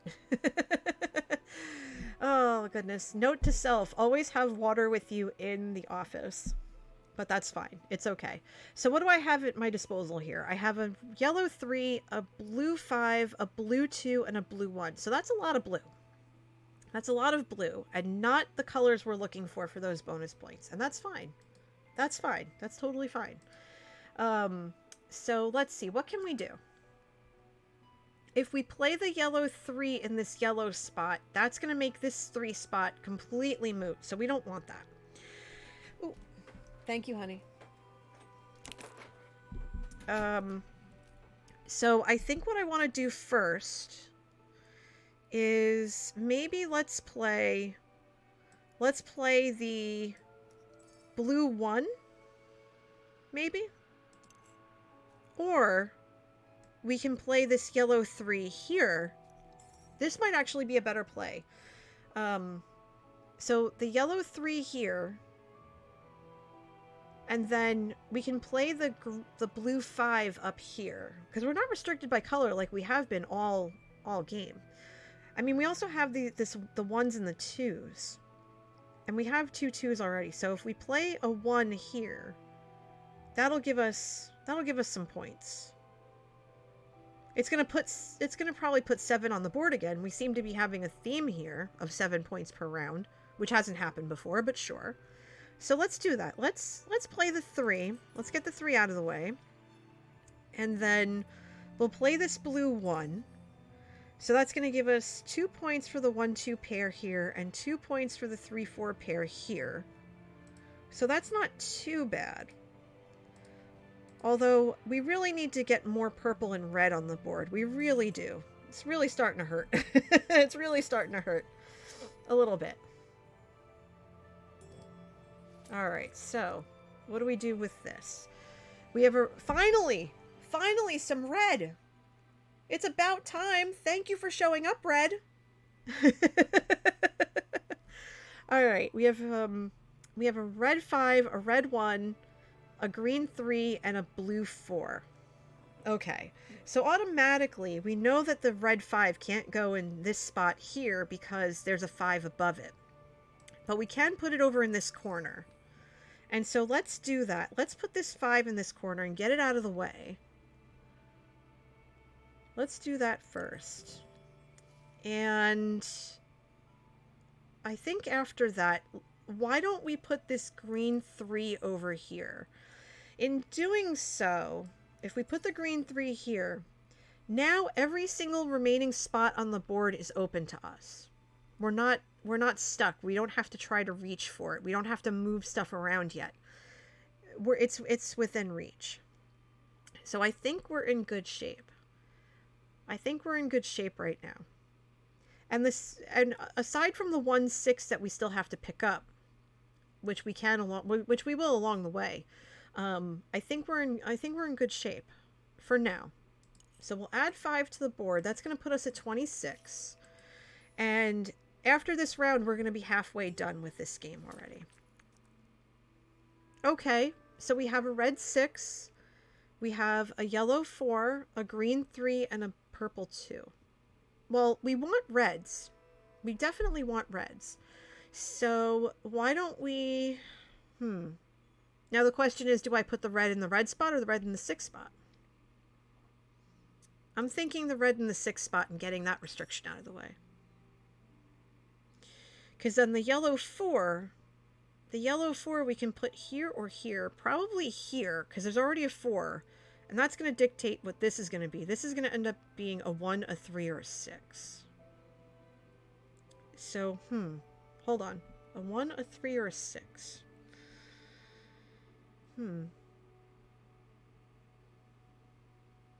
Let's see what happens. Let's keep that there. Let's keep that there for now. And we already know there's a 4 here. We already know there's a 4 here. So we have our first 3-4 pair. I definitely want to use this 4 and give us another 3-4 pair for another 2 points. That's the challenge. That's the challenge that comes with... this is the challenge that comes with this kind of stuff. Trying to figure out where to put things. And that's the challenge of this, is figuring out what's going to give you the greatest amount of possibilities and not tightening yourself up too much. Because putting it here, since there's already a 4 here, this already dictates that this isn't going to be a 4. So it's safe to put this here. If I put this up here, that's going to make this spot a problem. That's going to negate some options here. So this 4 here is perfectly fine. So we're going to do that. We're going to add 5 to the track. That's going to put us at 31. So we're at 31 and we're halfway through. So we're going to have to really be careful here. We have a yellow 6, a yellow 4, a blue 1, and a purple 1. Well, that's not ideal, but it's not the end of the world. Not terrible. But what can we do?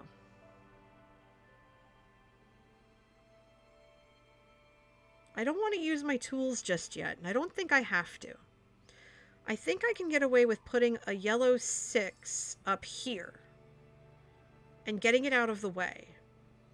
And then I can take that yellow 4 and put it over here. And that's going to open me up to another pair. The ones I think I still need, and I could definitely take that blue 1, or the purple 1, even better, maybe the purple 1, and put it down here. So that's not out of the realm of possibility. I could do that too. And in fact, I just might, because that's going to give us an extra purple. But it's also going to give us an extra 1-2 pair. It's going to put 5 on the board. It's going to put 5 on the round track. But if we can cut it down a little bit further, that would be great. Right now, yellow is leading the way, point-wise. And I have a feeling that's what it's going to end up being. Now we have a red 4, a green 3, a blue 4, and a purple 1. Okay. That red 4 is not going to fit in that red spot at all, which is a little disheartening, but that's fine. At this point, I could definitely use running pliers and get rid of it. Because I don't really... Because, I mean, red is red, but... So what I think I want to do... I definitely want more 3s to balance out the 4s. So I'm going to do that. I'm going to play running pliers, remove this 4, play this 4. So now we have 3 sets of 3 and 4. This 1 is going to go up in the round track. So we're slowing down how many points we're getting. We're now at 37. All right. Now what do we have? We have a blue... where did I get blue from? A red 1, a yellow 5, a yellow 1, and a purple 6. Well, we definitely need 1s and 2s. So that red 1 is going to fit nice and snug in that red spot. With no question. So we're going to do that. So now what do we do?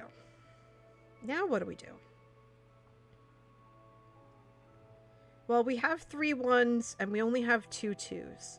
And we have to use some of this stuff in front of us. We could use the 6.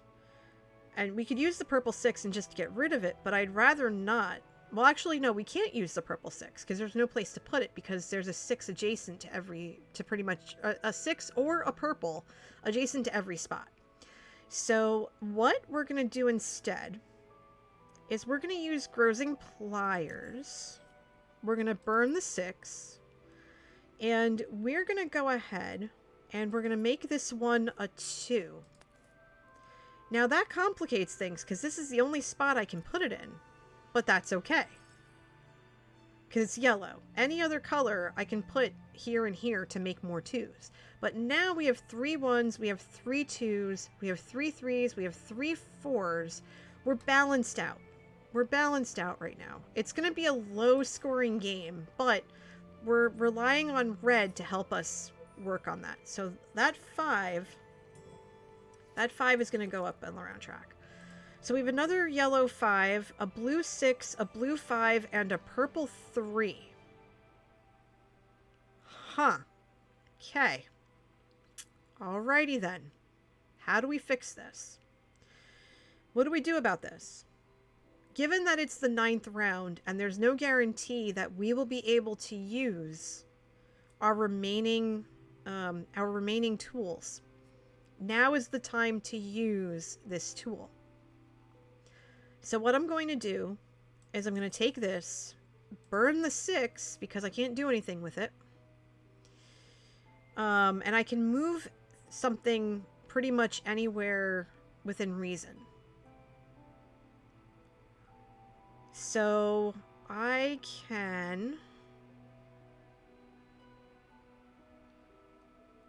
Let's see, what can I move? What can I move that would be useful. I think I can get away with moving this 4 into this prime location, right? And I think I can get away with playing... I think that'll work. Because I can play a yellow 5 or a blue 5, or I could try to play the purple 3, but I know that purple's not going to do me any favors. So let's play that blue 5. And we'll do that. And we can still play the purple 3. We can play it here. And then that's going to give us the 5. I realize I probably should have done something else, but that's fine. We're at 47. And we are left with a yellow 2 that can't be played, a green 3 that can be played, a green 2 that can't be played, and a blue 3. Okay. That's unfortunate because I'm only going to be able to play one of these. And I have no red to move anything, so... Okay, we're going to play that green 3, and we're going to eat 3 points right there. So that's unfortunate. We're gonna have to skip this. Yeah, that's what we're going to have to do. So that's unfortunate. We're going to add 7. So we're looking at about 54 points right now. We're looking at 54 points. 54 points. I don't think we're going to make it, but we tried. And that's what matters.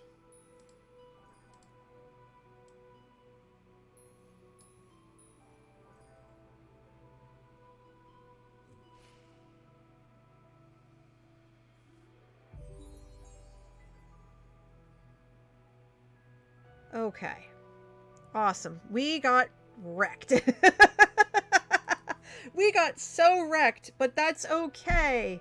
That's okay. And now I have been here... Oh, goodness. It's not sad. It's not sad. We tried. We tried our best. We talked through everything. We made decisions. And we did the best we could with what we were given. We had some bad luck a little bit, but that's okay. That's totally fine. There is a little bit of luck, yes. And we saw that earlier with the yellow 6 conundrum. The yellow 6 conundrum was a mess. So right now I'm looking to see whom I could send you to, because there are so many great streamers who are playing right now, who are streaming right now, and I'm just completely torn over whom to send you to. Goodness, because I don't think that I would send you to Skiz, but Skiz isn't on yet. I don't think he's on for at least maybe another half hour, and I need to go start my stuff. So, you know what? I think I'm gonna send you to... I will come find him later. Let's see, who can I send you to? I think, since most of you are Minecrafty, I think I'm gonna send you over to...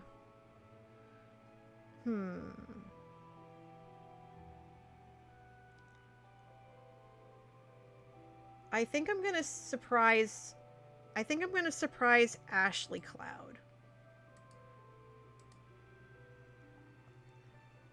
Clash of the Creators is starting. It's not started yet. I only see Geek Boy and Thomas to Space streaming right now. And they just started, so I don't know. You're welcome, Esty.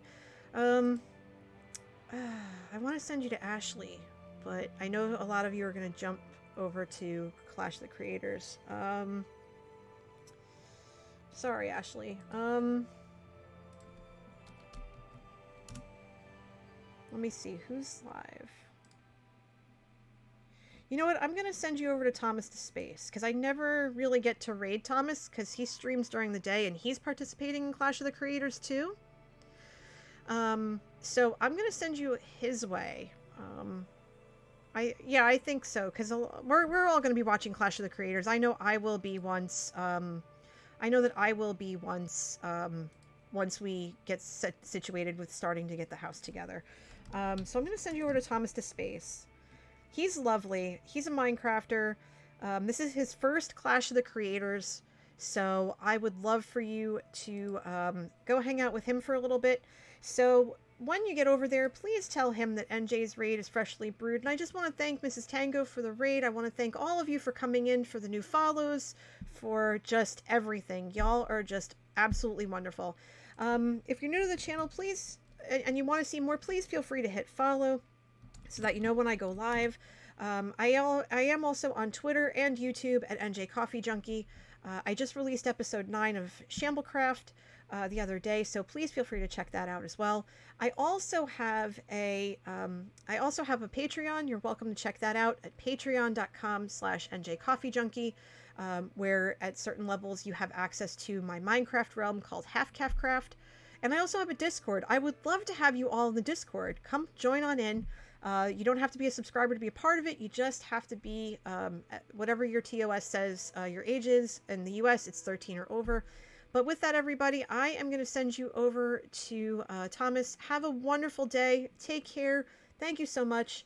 And remember, as always, to wear your masks, wash your hands, get vaccinated, and be excellent to yourselves and to each other. Have a wonderful Sunday. Have a wonderful holiday weekend. Stay safe out there, and I'll catch you on Tuesday for Shamblecraft. Have a good one, everybody. Bye!